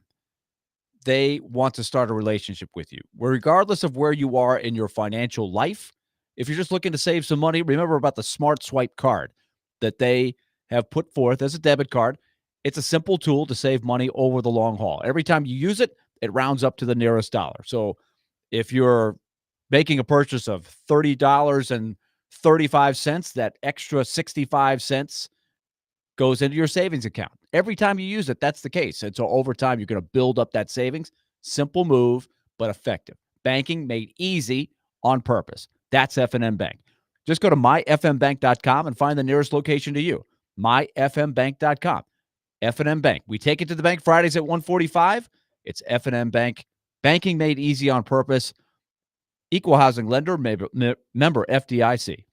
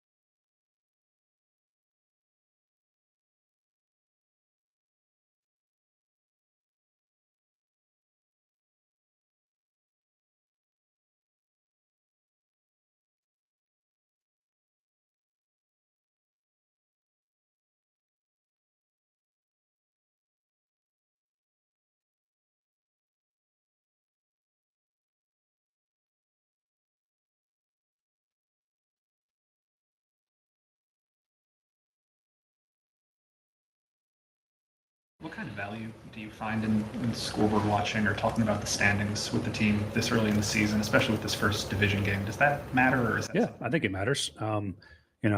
We put those things up. We're aware of it. For us, especially, so you sort of take a quarterly look. Every 4 games or so on where things stand, and our focus when the week starts is very narrow. We're trying to win this week. It's a week-to-week league, so what you did last week doesn't mean you're going to be able to repeat it this week, and all those things change. However, there is a 30,000-foot view that I think helps guys put it in perspective. That, we're our record is what it is. We're 1-3, but you got a chance to quickly get back in the mix if you can win a divisional game this week. You see most of the league outside of about 3 teams is either 3-2 or 2-3 or 2-2. So it's all jumbled up.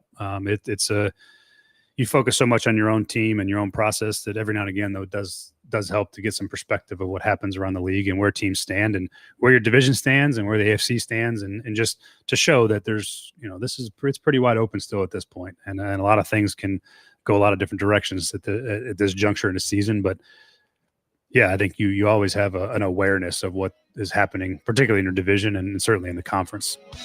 That was Brian Callahan discussing the Titans' outlook as they return to action this week against the Indianapolis Colts at Nissan Stadium. To Callahan's point, the Titans are 1-3.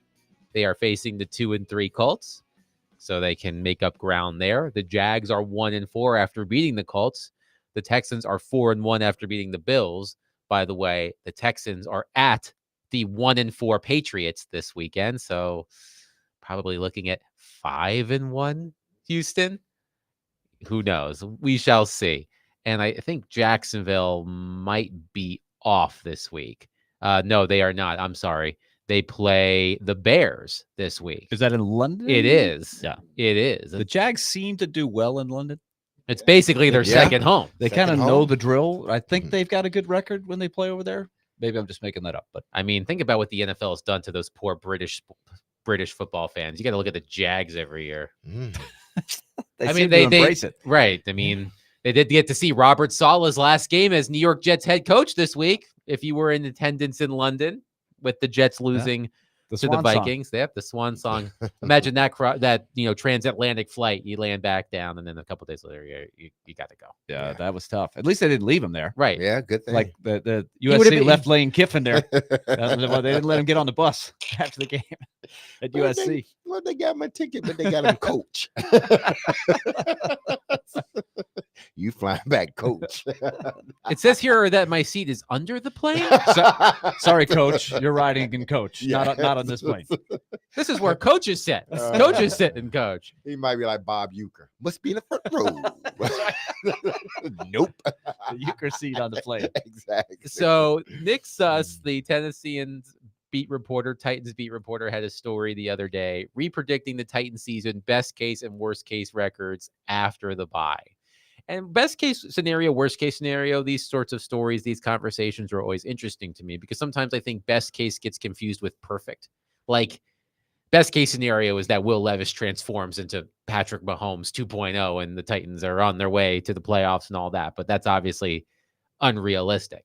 But this is what Nick Suss wrote about the best case scenario for the Titans from this point in the season moving forward. And I'll be curious what you guys think. So he says his best case scenario is the Titans get hot late.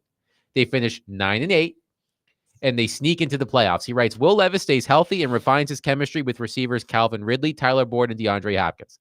The defense stays stingy against the pass, unlocks some of its pass rushing potential, and keeps opponents one-dimensional in the run game by stuffing the middle of the field. Starting week 14, the Titans end the year with 5 straight games against the Jacksonville Jaguars twice, Houston Texans, Indianapolis Colts, and Cincinnati Bengals. Levis and company get hot at the right time. The Titans rack up wins against the most important opponents on the schedule, and Coach Brian Callahan guides the team into the playoffs in his first year by the skin of his teeth. So the Titans are 1-3, which means to finish 9-8, they would have to go 8-5 the rest of the way. Is that by very bad math? That's correct. How realistic is that in your mind? Man, whew. Can it happen? Yeah, it can. I've seen. That's the Rex Road, by the way. That's called the Joe Rex Road. Can it happen? Yes, it can happen. I've seen crazier things happen. team thinking they're out of the playoffs, and all of a sudden, like the 5 or 3 or 4 scenarios that were improbable, they end up happening, and then you end up sneaking into the playoffs because those 3 or 4 improbable things happen. So I've been around sports long enough to say, hey, especially this early, there's a chance, but I think that's a very long shot. But he's saying best case scenario. I can't see how that happens if Will Levis continues to do the things he's been doing. Because with Will Levis, he plays well enough to keep you thinking he's your starter, but he plays bad enough that you're not going to win too many games. It all depends on Will Levis. Everything depends on Will Levis. If he gets his act together and he's not turning over the football, then yes, there is a chance, because I think they have good enough players in a AFC that seems to be beating up itself. Cincinnati Bengals, you see where they are. Buffalo Bills are struggling. They're 2-3. The Jets are struggling. Cleveland, Pittsburgh, even Baltimore at times, they're struggling. So it's not like this clear cut, like these are 6 teams that are going to be, this is clear cut. There are only 2 teams in the AFC with fewer than 2 losses: the 5-0 Chiefs and the 4-1 Texans. Every other team has at least 2 losses. And so that's what I'm saying. It seems like everybody else, they're beating each other up. So if that is indeed the case, which it is, and it's going to continue to be, everything hinges on Will Levis, basically, and then them staying healthy, obviously, because they have no room for error, no margin for error when it comes to the depth. But everything is riding on Will Levis. If he starts to play better football consistently, then yeah, there is a shot, because the AFC is beating up itself. But if he doesn't, no, you don't have a shot. I think what we should learn every year is there's always surprises every Sunday. Mhm. I did not see the Giants going to Seattle and winning. I thought, hey, I think they'll give them a good game, but without Malik Neighbors and without Devin Singletary, I was like, no, they didn't just win. They won fairly easy by NFL standards, more than 1 score. You just don't see that very often. But there's always something like that in the league. So 8-5 is not unrealistic. But that being said, they haven't played like a team that's going to go 8-5. And what does 8-5 even get you? It gets you 9-8 and a 40%, 40 to 50% chance maybe of sneaking in as the last seed, going to Houston in the first round of the playoffs, which would be a really nice feather in your cap, which is kind of what they set out to do, is set the table to see what your young quarterback can do. So if that's the end of the story, I think that would be job well done for Brian Callahan. But obviously, they've got to do a lot better with their week in, week out performance to be 8-5. Now, I'll say this. If I'm Brian Callahan, I'm pounding home 1 point. We are 1-3. If we had not handed the game over to the opponent, and if we do not hand any future games over to the opponent, cough, cough, Will. Let's see what the results are. Then I think 8-5 is realistic, because they've made some headway in a lot of other areas, particularly on defense. I think the one thing that also helps them is the fact that their schedule is backloaded with divisional games. By my count, 5 of their final 7 games are against AFC South teams. So you have the ability to directly affect the standings because you're playing your divisional rivals. You mentioned Jacksonville before too. What will Jacksonville look like by the time those games are played? Like they are on the verge of having the wheels fall off. Both of those games are in December. Yes. And so by the time what do they look like? Do they catch fire like they did 2 years ago? It looked like a totally different team than they did at the beginning of the season 2 years ago. There's still a lot that is a variable, because I do think that's a big part of it, is that to go 8-5, the Titans will need some breaks, which they got, right? They didn't have to play Tua. They didn't have to play Jordan Love. Mm-mm. They went 1-1 in those 2 games, which before the season started, you were like, oh, man, Dolphins and Packers, those are 2 really tough teams. It totally changed the perception of those games when the quarterback went down. So more of that could be in the cards. But they also have to, that's why taking advantage of opportunities early on is critical in the NFL. Very critical. Because as the season starts to go, it's basically a war of attrition.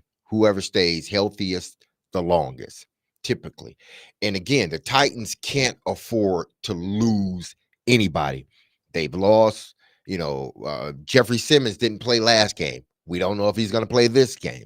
You got Awuzie. He's gone until we don't know when, So you can't have another secondary guy go down. You can't. Yeah.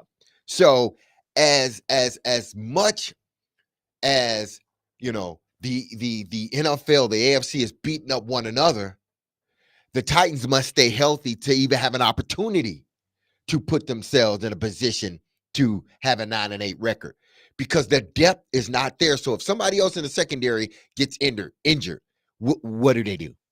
If somebody else on the offensive line gets injured, what does this team do? If a receiver goes, they can't afford for guys to get injured in a sport where injury or getting hurt is 100%.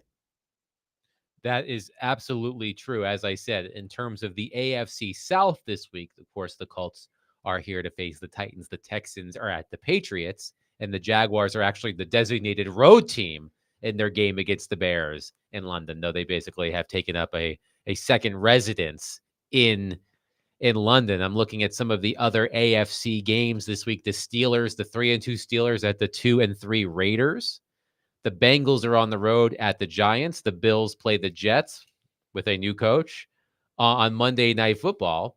And to your point, Derek, and to Brian Callahan's point, I mean, Kansas City, unsurprisingly, off to a great start. Well, maybe surprisingly, but I mean, I'd never count out Patrick Mahomes, no matter what the situation. And the Texans had a statement win against the Bills on Sunday, but there's a lot of variance after that. I mean, there is an opening, even if it's a slide opening. There is an opening for the Titans to put themselves back on the right track. But as you said, Willie, we haven't seen a ton of that yet from them. So you're hopeful they can do it, but early returns are unpromising in that respect. But we saw what happens when they don't give the game away, like in Monday. Now, did they catch a break because Miami is really, really up against it? Yes, and they won on Sunday, but boy, was it ugly, the Dolphins. Right.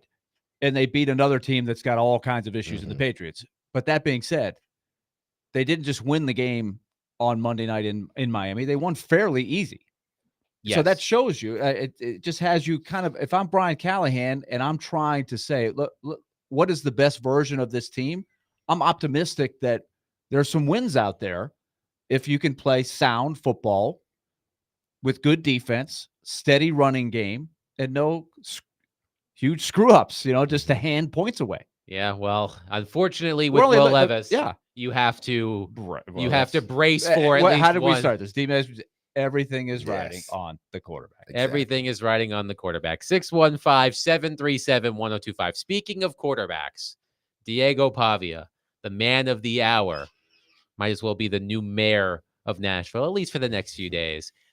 He had an interesting comment on an interview he did after Vanderbilt's win against Alabama, not the on-field interview, which was great, which we talked about yesterday. But he said he did say something else that I want to address next. 615-737-1025. Willie Donick, Derek Mason, Adam Vingan, 102.5-106.3 The Game.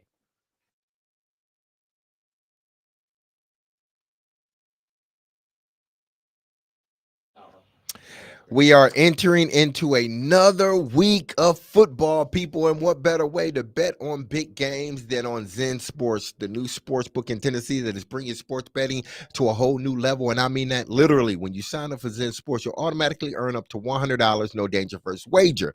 If your first bet loses, check this out.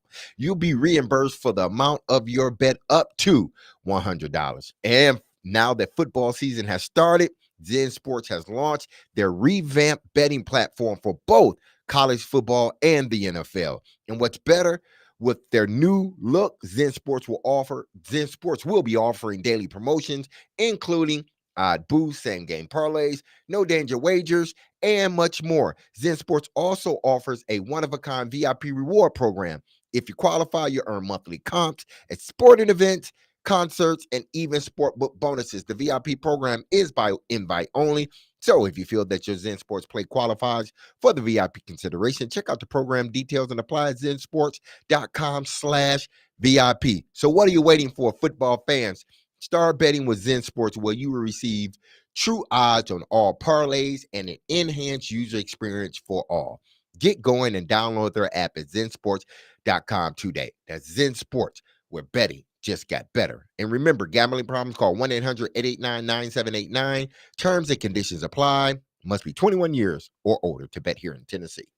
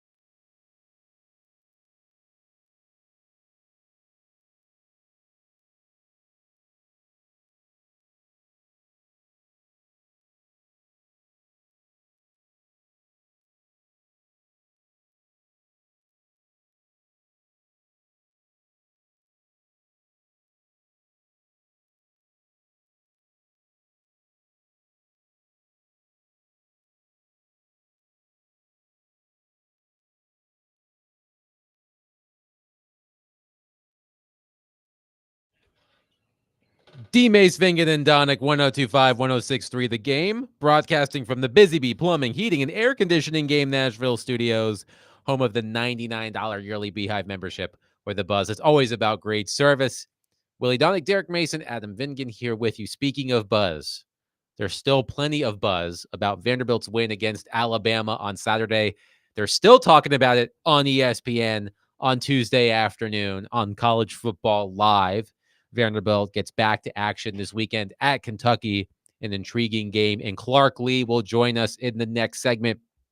We'll get his thoughts on the game against Alabama and also the game against Kentucky. So I did see an interesting interview on The Athletic before we get to the clip I was teasing.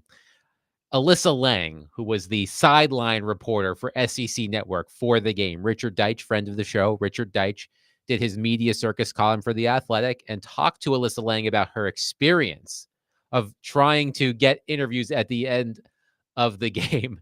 And this is what I thought was funny. According to Deitch, when Alyssa Lang, finally did get to the Diego Pavia, she had to maneuver through all of the students, the crush of people on the field. He delivered a memorable post-game interview that included one F-bomb, which Lang said she anticipated. Lang said, quote, "The guy is just next level fired up at all times. I actually sent a text to my fiance at the start of the fourth quarter and said, quote, if I interview Pavia on TV post-game, he's definitely going to cuss. At that point, my biggest focus was listening to him and trying not to let him take my mic, which seemed like what he was trying to do. I was a great moment, great interview. His family was a part of it. But Diego Pavia, because he is the man of the hour, he was the quarterback who led a monumental upset of the number one team in the country. Diego Pavia was on the Dan Patrick Show. I assume this was yesterday. He was on the Dan Patrick Show. And Dan Patrick asked him an interesting question about the vibes pregame when they faced Alabama.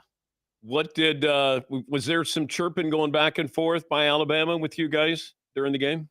Yeah. So at the beginning of the game, I go out there as a captain. We go out there, coin toss. They were talking crazy. Like what? Like they thought they were gonna come in here and treat us like we were an FCS team, and we're like, what? Like, what do you must not know? You know what I mean? Like, all right, we're gonna see. That's why I kept telling them, like, all right, we're gonna see. And they're laughing, talking. Like, I can't say it on the show because I can't curse, but yeah, they were talking crazy. So when they said, we're taking the ball, they're kicking off, we didn't even shake their hands after. We just took off to the sideline. That was Diego Pavia on the Dan Patrick Show. And then they proceeded to take the opening kickoff and drive it right down their throat into the end zone for a touchdown, including Cedric Alexander, who's not a big guy, but he got hit. I don't know if you saw it. He got met at about the 2-yard line, 2.5, and just drove the linebacker, and then the whole pile came in, and Vanderbilt's pile pushed Alabama's pile for over 2 yards well into the end zone. That was a statement for first drive there. And then, of course, they got the pick six right after that, and it was like, ooh, we got some developments here. We got a little something here. This kid does not lack for confidence, which I love. He does not. As I said yesterday, he has now led 3. He has won as the quarterback. It was 3 outright wins as at least a 3-touchdown underdog. 2 at New Mexico State, and of course on Saturday. So this kid does not shy away from the big moments, and he's become a fan favorite very quickly around here. Watching Alabama just lose. Yes, by the way, as we're watching on TV, Malachi Moore. Who, I don't know if he was one of the guys that Diego Pavia was referring to with the trash talk at the coin toss, but he could have been in theory. Yeah. But he lost his mind at the end of the game. And he has apologized for it, which was the right thing to do. Yes. He had a Twitter apology. He had a meltdown. He did have a meltdown. Yeah, which was quite amusing for a Vanderbilt fan. He kicked the ball. I don't know if you didn't watch it because the game was over. No, he threw his mouthpiece. Yeah. And then he kicked the football. He kept yelling at people, and he was not near anybody. Then he decided, I got to get near somebody. Yeah. So he walked over to the ball. He's a defensive back. He took it out on the football. And he kicked the ball. And the ref was like, what are you doing? They threw a flag. Yeah. And I think Alabama, the coaching staff tried to get him off the field after that. And I think he refused to leave the field. I think he's I'm just gonna hang out here until the clock runs down. But yes, Malachi Moore did apologize on Monday via social media for his behavior, saying, I quote, I let the emotions of the game get the best of me and put myself before the team. Yada yada yada yada. I think we've all lost our mind at one point or another. He did the right thing, and as long as he doesn't do it again, exactly. He is by all accounts a guy that does the right things, a leader, all of that. So We'll give you a pass. He just one time. meltdown. He just got, because they lost to what Javier said. You know, he said they thought we were an FCS team, so he lost to an FCS team. Yeah. And Sorry he about got that. meltdown. It was a meltdown, complete meltdown. I'm sorry, buddy. Well, y'all should came in ready to play that FCS team. When you don't come in ready to play, this is what happens. When you don't have a coach on the sideline that lets you know they listen, do not underestimate this guy, right? You see that guy right there? That Diego guy? Don't underestimate him, okay? A few people have texted into Jared's show. I've heard him mention this, that claim that Kalen DeBoer, throughout the entire week leading up to the game against Vanderbilt and his news conferences, did not mention Vanderbilt at all. Now, that could be a product of the fact that the people asking DeBoer questions did not ask about Vanderbilt because they assumed that Alabama was just going to roll right through, no pun intended, to the next week. Okay, well, Vandy fans, let me say this before you get into it. Vandy fans, you got to understand, you haven't beaten this team since... It's been 40 years. It was 40 years. 1984. I was 10 years old, not watching Vanderbilt football the last time y'all beat Vanderbilt. I was 5 years from being born. So there was... first time it's happened in my life. West End didn't look like it looks now, okay? So if Kalen DeBoer didn't mention Vanderbilt, did you expect him? Y'all have not beaten y'all have not beaten Alabama since 1984. So you got to understand, if indeed that did happen, do you blame them? Seriously, do you them? I think it's the that's what I just, it's like if I'm going up against my little brother, you know, when back in the day, somebody asked me, it's like, I beat him every time. So what do you want me to say? I'm not disrespecting, but I've beaten him every time. Okay, but you played for Nick Saban. One thing we always know about Nick Saban is he is going to bring them up. He is going to keep his team's feet on the ground. I can't speak to what DeBoer did during the week. I didn't pay. Yeah, I didn't know if he did it or not. But one thing we noted was that if it was a good time to catch Alabama in the traditional, it's between the Georgia game, which they won, and everybody was excited, and they've got Tennessee on the horizon. And so it's human nature for the media and probably for the team to say, well, we should have an easy time with Vanderbilt. You have to fight that. And that's what Saban is really good. He knows that. And so he will go to the nth degree to emphasize you do not ever overlook anybody, especially a Vanderbilt team that was clearly 500 times better than last year's version of Vanderbilt. And this is a theme of college sports, because I told you guys during the break, I would have been really surprised if Alabama mopped the floor with Vanderbilt on Saturday. I had a higher expectation. I'm not going to sit here at all and say I thought they had a chance to win the game, but I would have been disappointed if they got whitewashed, because I see the improvement, and it is a totally different group than it was last year. And this is, if you look around college sports, there are instances in many sports, NCAA basketball, NCAA baseball, and now even in football, where a team can look very, very different year to year because of the roster turnover and the NIL. There's a reshuffling of talent, and that means there are X factors out there. And if you can have a quick chemistry and an upgrade in talent, you can be way, way better. And you can also have it go the other way, like Florida State, where you put some new people together and you think you got a lot of talent and they don't gel, and you take a big step back. Somebody said, I was listening, I think it was yesterday or the day before yesterday. Somebody said it very eloquently. Because of NIL, because of the transfer rules, bad teams aren't bad as they may be, or you may think they think they are, because of the transfers and everything else. So traditionally, you would think a Vanderbilt team would be bad. They're not that way anymore because of the transfers. Or on the other end, the good teams are not as good as what you think, because each and every week it starts a new season because you may be going up against a team like Vandy that years prior were not as good. And you felt you can just walk in, and if you just play, 60% of what you are, you're going to beat them. Because why? Because Vandy wasn't getting the recruits. They wasn't getting people transferring into their school. So you walk in, you're like, okay, we're going to beat this team. It's not like that anymore. Any team you go up against now, you run the risk. If you're not focused, you run the risk of going in there and losing a game. Ask UT. Everybody scream, "Oh, UT is going to beat Arkansas." No, You didn't say exactly. that. It's not. Well, if you watch Arkansas, what's on their horizon? Oh, just take care of Arkansas. You got Alabama next week. That's the big game. Yes. Absolutely. So Vandy and fans, Vandy fans, this should be like what we saw this past weekend should be a reminder to Vanderbilt fans. Get your ass in that stadium.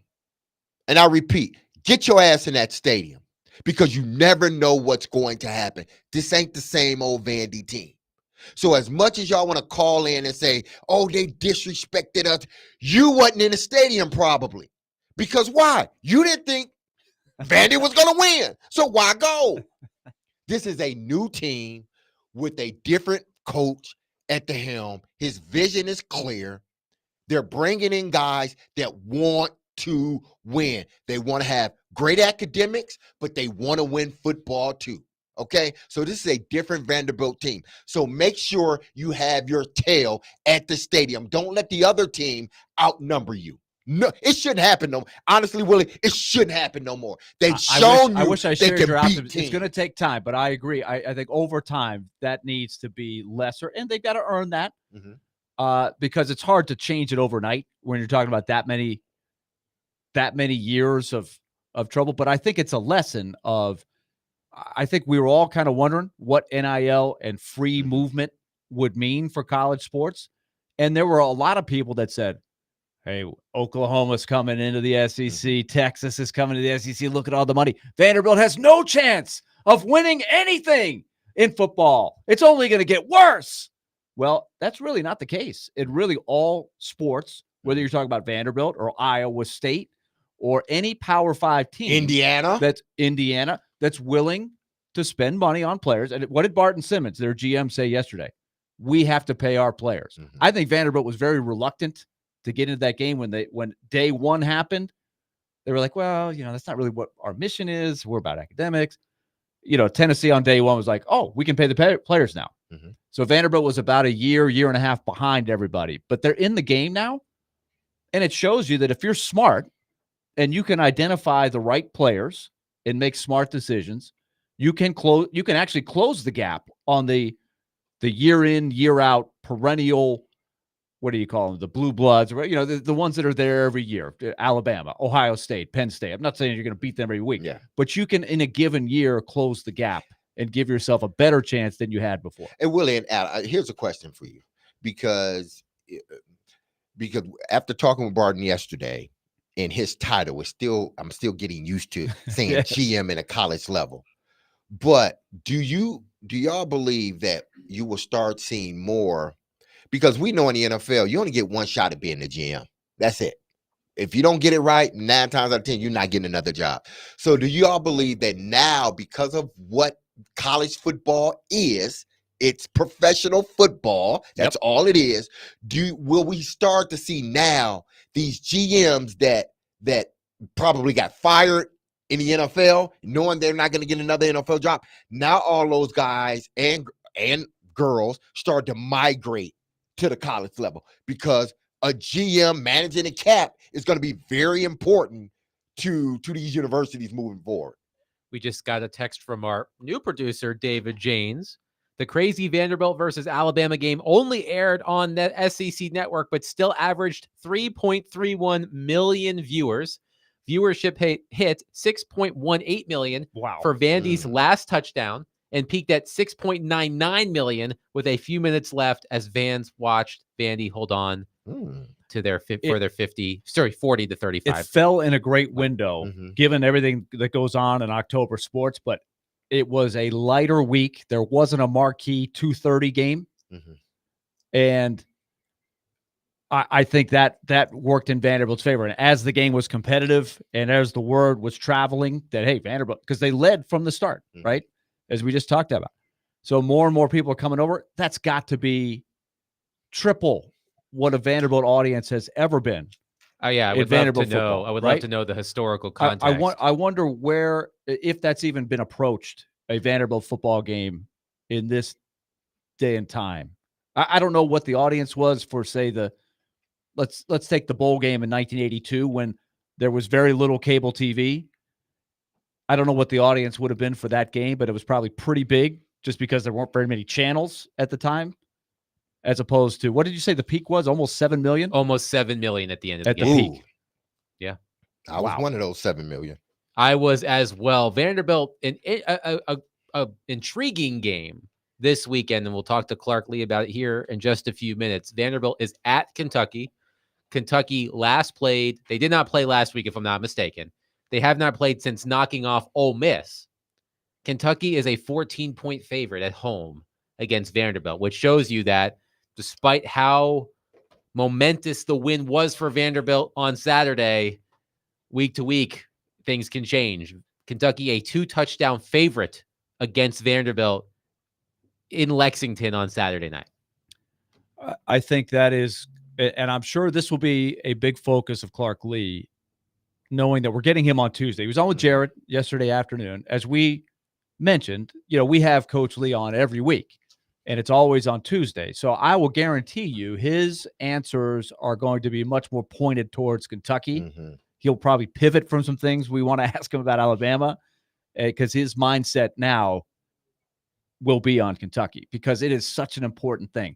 How many times have I said over the years, and I think you could probably find a clip of me if you knew how to do it, from 2000, from 1997, from 2010, the trap that Vanderbilt and all teams can fall into is everybody's patting you on the back. They're saying, great job.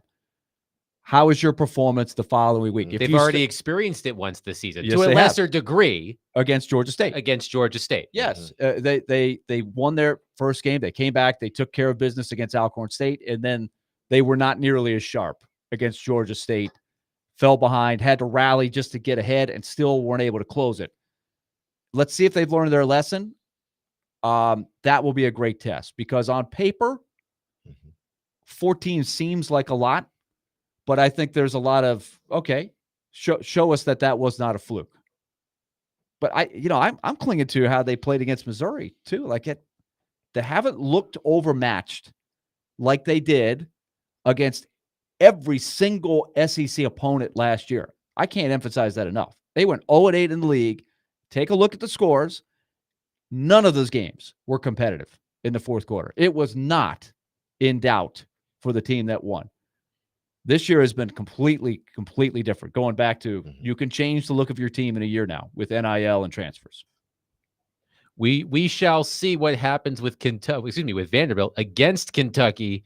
Kentucky, a 14-point favorite at home this weekend. As I said, Kentucky, when they last were on the field, they upset Ole Miss. So they're coming off a big win of their own. And let's not forget how close they came to beating Georgia. Yes, that is true. They came up short against Georgia a few weeks ago. Would you say one drive away, drive, they might have pulled it off? Oh, yeah. Yeah. They had the ball, I think, twice down by, what was it, 3-4 points? Georgia could never separate that game. And Kentucky played damn good football, but came up short. So this is a good Kentucky team. And I think it's a good Vanderbilt team. Kentucky lost 13-12 to then number 1 Georgia at the beginning of the season, so then knocked off Ole Miss 20-17. And they had the hiccup early in the season in front of everybody on, I guess it was ABC. I'm getting used to that. The big SEC game is on ABC and not CBS. But South Carolina shocked them, and everybody was like, what's going on? What happened? But since then, give them credit. They have come back and looked like a really good, solid team. 615-737-1025. Coming up next, we will be joined by Vanderbilt head football coach Clark Lee.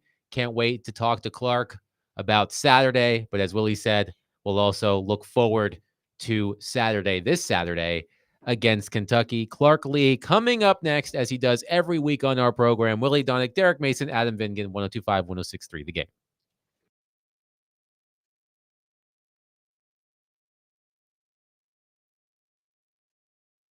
Derek Mason here, and I've talked about Dr. Lodge and his staff at Cool Springs for some time now, and I'm going to continue to talk about the excellent work they do over at Cool Springs MD. So, if you have set out to lose weight, chances are it's not your first time setting a resolution to shed some extra pounds, only to come up short. At Cool Springs MD, Dr. Lodge and his team understands the frustration of this cycle, and that is why they offer a different approach to weight loss, people. Their comprehensive weight loss program, led by Dr. Jeffrey Lodge, addresses the root cause of weight gain with tailored nutrition, exercise, blood test supplements, and more. They will customize a program specific to you and no one else. So connect with Dr. Lodge at Cool Springs MD today to schedule your appointment for a personalized weight loss plan just for you. That's Cool Springs MD, where your weight loss journey becomes a success story.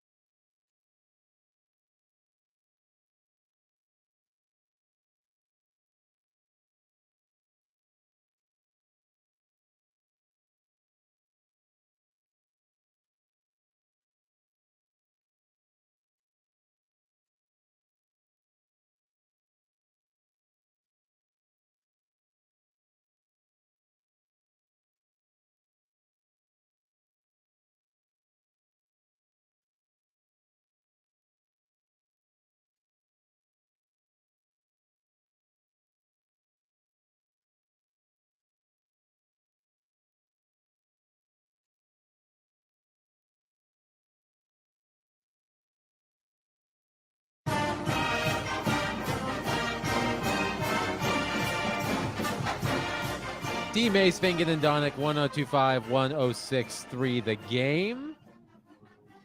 Willie Donick, Derek Mason, Adam Vingan. I believe Clark Lee is wrapping up his weekly news conference, and as soon as he's done there, he will join us. So Clark Lee will join us momentarily. But with all of the discussion we've had about Vanderbilt, we have not discussed what happened with Tennessee over the weekend, which would have been the big story around here had Vanderbilt not pulled off the seemingly impossible. Arkansas, a 19-14 winner against number 4 Tennessee on Saturday, a letdown for the Volunteers. The goalpost came down in Fayetteville, just as they did in Nashville. Derek, to your credit, you predicted this in silly underdog picks. You said Arkansas would take down Tennessee. Chase said you were nuts. Who's laughing now, Chase? Derek picked Arkansas to beat Tennessee, but what are your guys' thoughts on Tennessee's loss to Arkansas, which has been overshadowed around here by Vanderbilt's win against Alabama?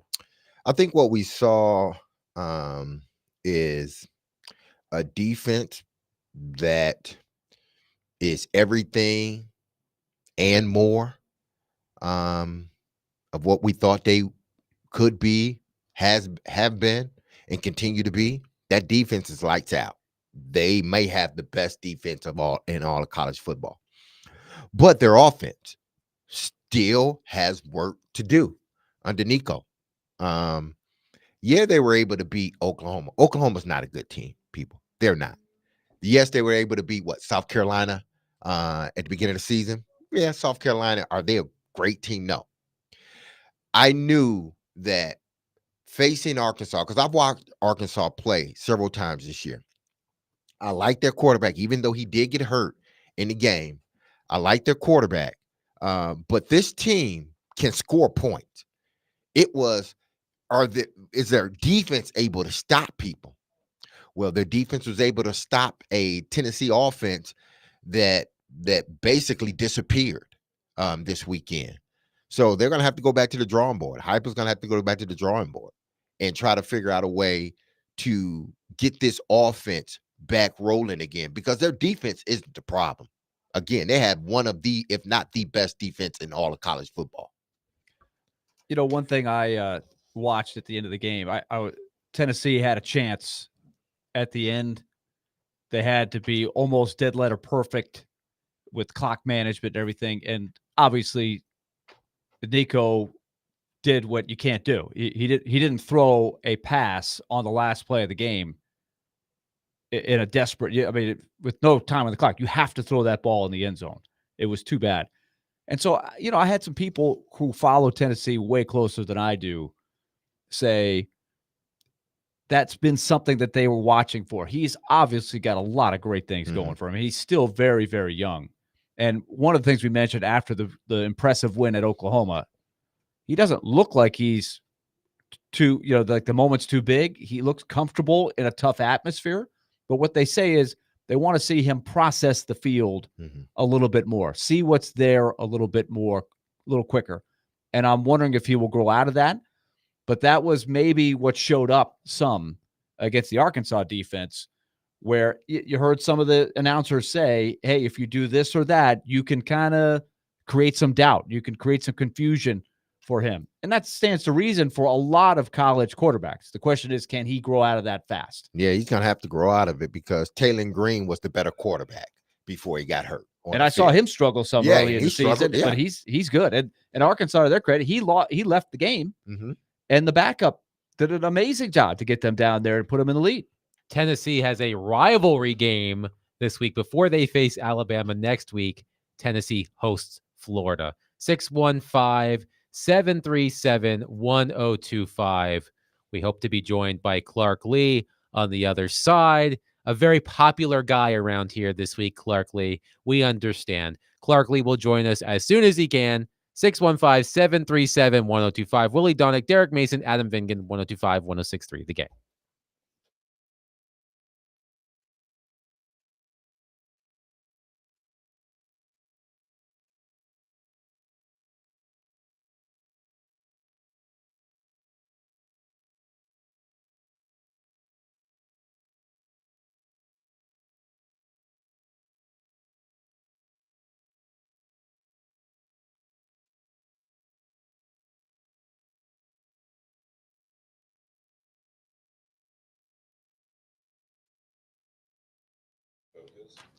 Derek Mason here. And if you injured yourself in a motorcycle accident, go to lawtigers.com for your free case evaluation. Even if your accident was months ago, you have nothing to lose by calling Law Tigers.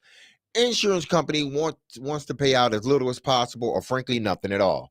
Law Tigers make sure you get the compensation you deserve and doesn't get paid until your case has been settled. They understand how much your bike gear is worth to you and will help you get it repaired or better yet replaced. Law Tigers is the resource the motorcycle community turns to when in need. So whether it's to support events or if they see you broken down on the side of the road, with Law Tigers, you'll never ride alone. So call 1-800-LAW-TIGERS or visit their website at lawtigers.com. Law Tigers is powered by Freeman Infusion, and you can find them in Nashville, located at 2126 21st Ave South. That's Law Tigers, Tennessee's motorcycle lawyers.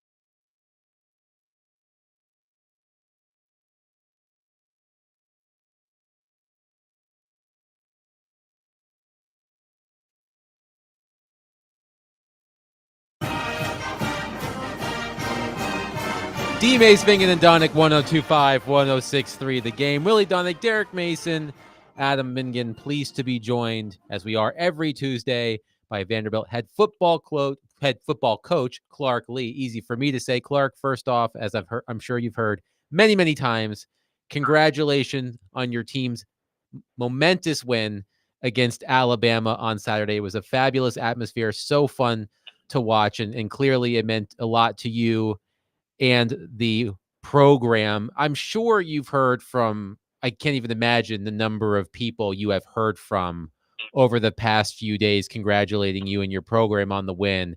Was there a conversation that you've had over the past few days that was especially meaningful to you? Well, yeah, I got a video sent from Hal Gill that was showing Willie Donick watching the game as he was preparing to call a hockey game. And shoot, there's nothing that it doesn't get much more meaningful than that, because he looked nervous, but he also had a look of belief in his eye. And I appreciate that, Willie. Yeah, I was dug in. Hal captured me in the moment. And it was, unfortunately, on a play. It was a magnificent catch by Ryan Williams. I don't know if the coverage could have been a whole lot better, but somehow he did the Ryan Williams thing, and I was like, oh! And he sort of captured me in that moment. But I was like, yeah, that was because I was going to say we need to get that twitch in your hand checked out. You were all the way in it. I think you were trying to make the play for the DB. I was saying surely his toe had to be out of bounds. It couldn't have happened. I know. But Adam, everyone that reaches out is meaningful. I tell you, I'm always there. There's some really lonely moments in this job, and I say this job being, I think, a head coach of any program. But it's always so meaningful when you have a win, and they don't get a lot bigger than what we experienced on Saturday. So, but in general, I mean, whether it's winning against Virginia Tech or no matter what, like when you get back to your phone and you've got a bunch of messages, and look, one of the cool things to me is we have such a great sports community here in Nashville, and obviously Callie is a really dear friend of mine, and I was excited to celebrate his first win. And I think he was one of the first people that texted me when that game was over. Bruno and the Preds, I mean, a bunch of people from that organization have reached out, which is meaningful. And it's just, that Nashville community is so important to this build and to where we want to go. And so those connections and those friendships mean a lot. There's also people that are in the national sports conversation that have taken notice of Vanderbilt football. And it's, I think it's all part of the dream and all part of the vision is that we become a conversation that is not one in which we're doing anything other than playing really good football and making good impressions on everyone. And to have done that on the stage on Saturday, it's all meaningful. So you hear from, those that have invested in your career along the way. You hear from those that are admiring and are inspired by the work and the sacrifice and seeing it paid off. You hear from those that are diehard fans and just want to see Vanderbilt football successful, and all of it makes for a really neat moment. Clark, your team suffered an emotional letdown earlier this season at Georgia State, coming off the wins against Virginia Tech and Alcorn State. As you prepare for Kentucky this weekend, how do you make sure your team is better prepared to guard against that sort of letdown this time around? Well, I'll tell you, it's not messaging the team, because we do that, we do that all the time, and we did that week. And I think we have had to have done a good enough job at this point of establishing standards and identity within our program, and performing training to those standards every day. And what happened in the prep for that Georgia State week was glaring to me. It was immediately, I think I talked about it in the first press conference I had that week. In fact, I know I did. And it never quite went away. And I'll tell you that part of a season this is a year-long journey, or a 5-month journey, that ultimately what it's all about is evolving your team as you go. And every week is a learning experience. And we learned a lot about what it means to shortchange process and how that shortchanges your performance. And that's not to take anything away from what Georgia State did, because I thought they played really well and they've got a good team. But we didn't represent ourselves the way we wanted to represent ourselves. And so we took that learning, we applied it forward. And to be honest, I think emotional outcomes, it doesn't matter the nature, whether it's a big win or a tough defeat, you always have the chance to pull those forward and to have them count twice. And so I was proud of the way our guys turned the page from the Missouri game and set their jaw and went to work in a bye week. I thought we had a really good 2 weeks of preparation, 5 days of which was spent on Alabama. And I've been really proud of the way this team has turned the page from Saturday and focused on Kentucky starting, Sunday evening. And I thought we had as good of a day of work as we've had today on the practice field. And it only matters insofar as we back it up with another great day tomorrow. And we continue to stack days and hopefully have a chance to play well on Saturday night. We're talking to Vanderbilt's head football coach, Clark Lee. Now, Coach, you just mentioned something about you being proud of how the guys have handled this headed into this week contest versus Kentucky. And I heard an interesting comment today on television, and they were talking about coaches and culture in the locker room. And they made the comment of coaches have the vision. Coaches make sure the vision is put in place, but it's the guys in the locker room that set the culture.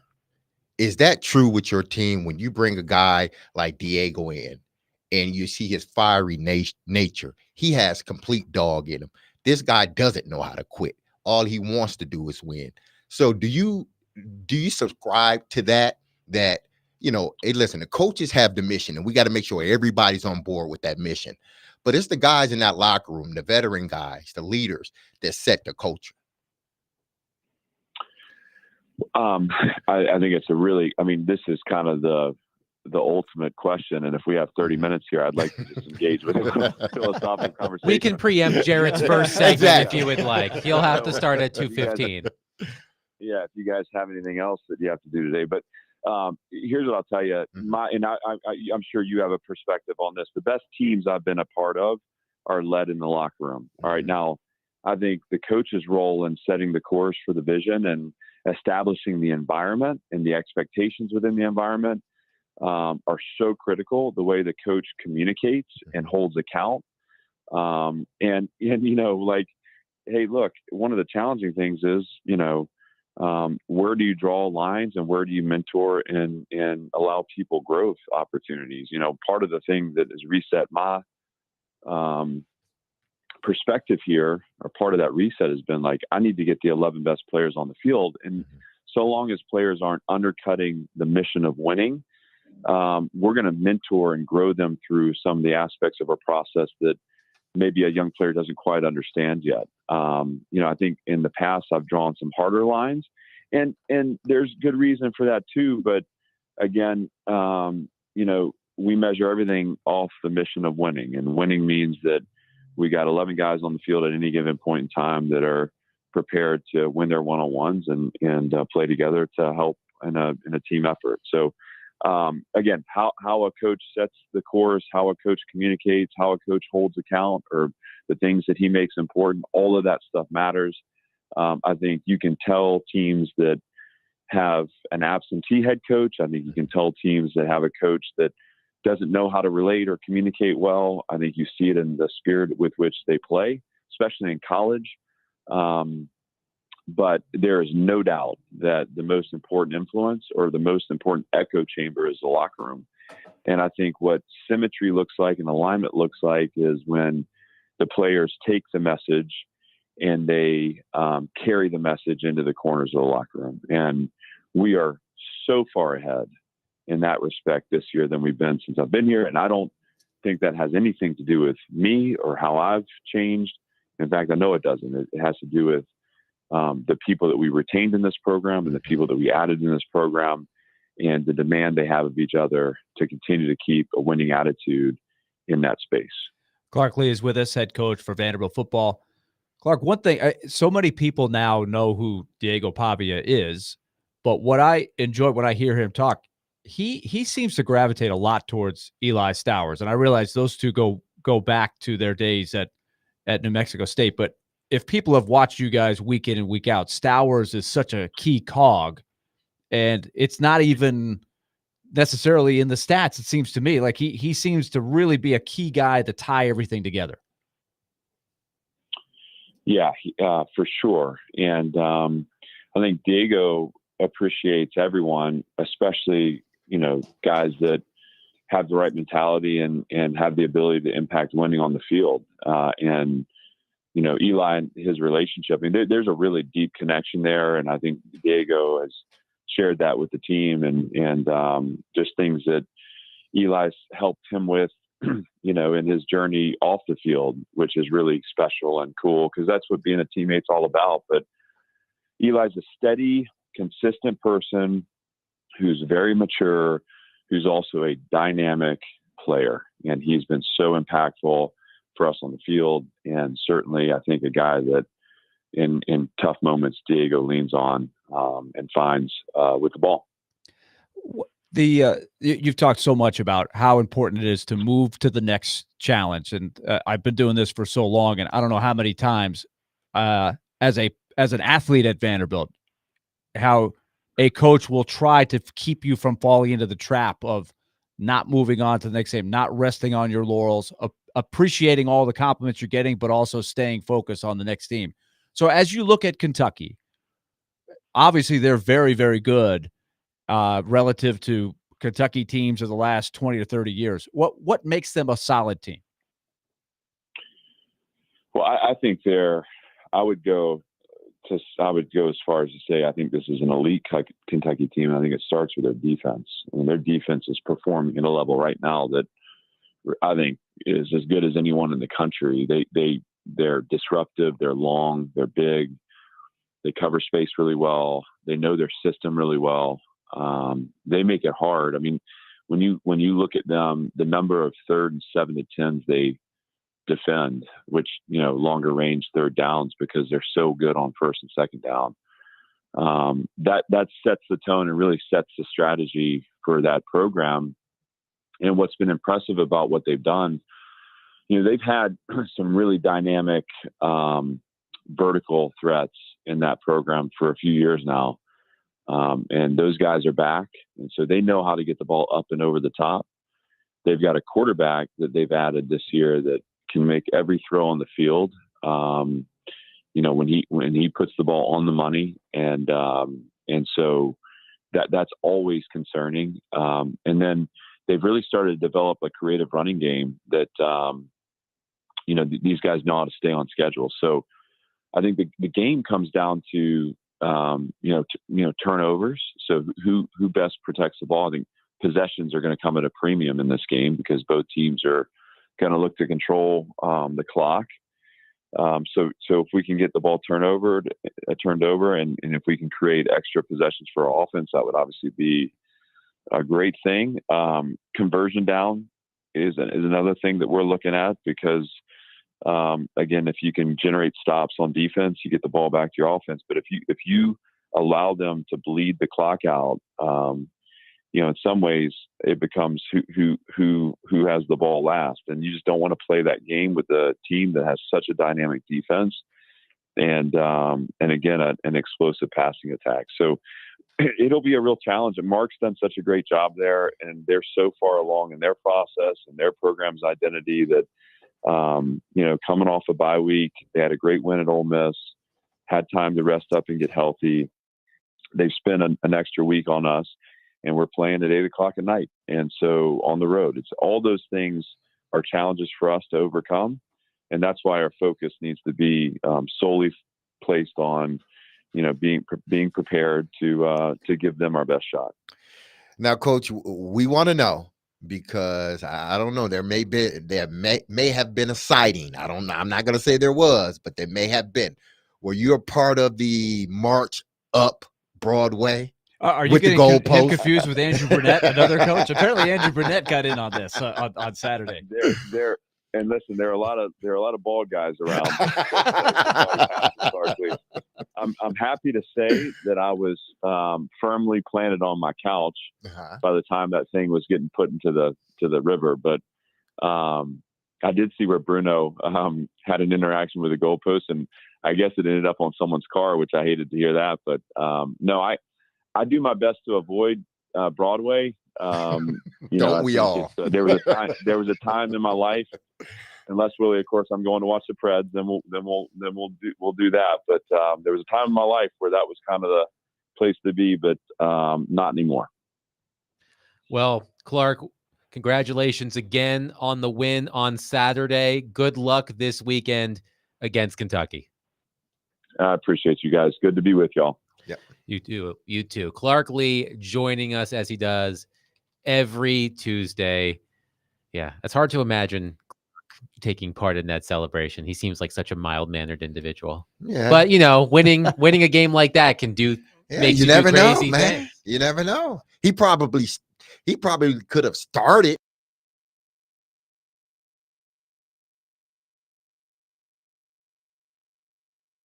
That was a phenomenon. Didn't Dante Fabro say that the goalpost got very near his car? I saw he made a comment like that. I think Alex had already, I think, put a tweet out about that. There's a lot of, as I said yesterday, a lot of hazards. There's a lot of people, there's a lot of stuff going on downtown to as get I that said, I goalpost hope from. someone left a note. Sorry, Yeah. goalpost 615. See Twitter. Yes.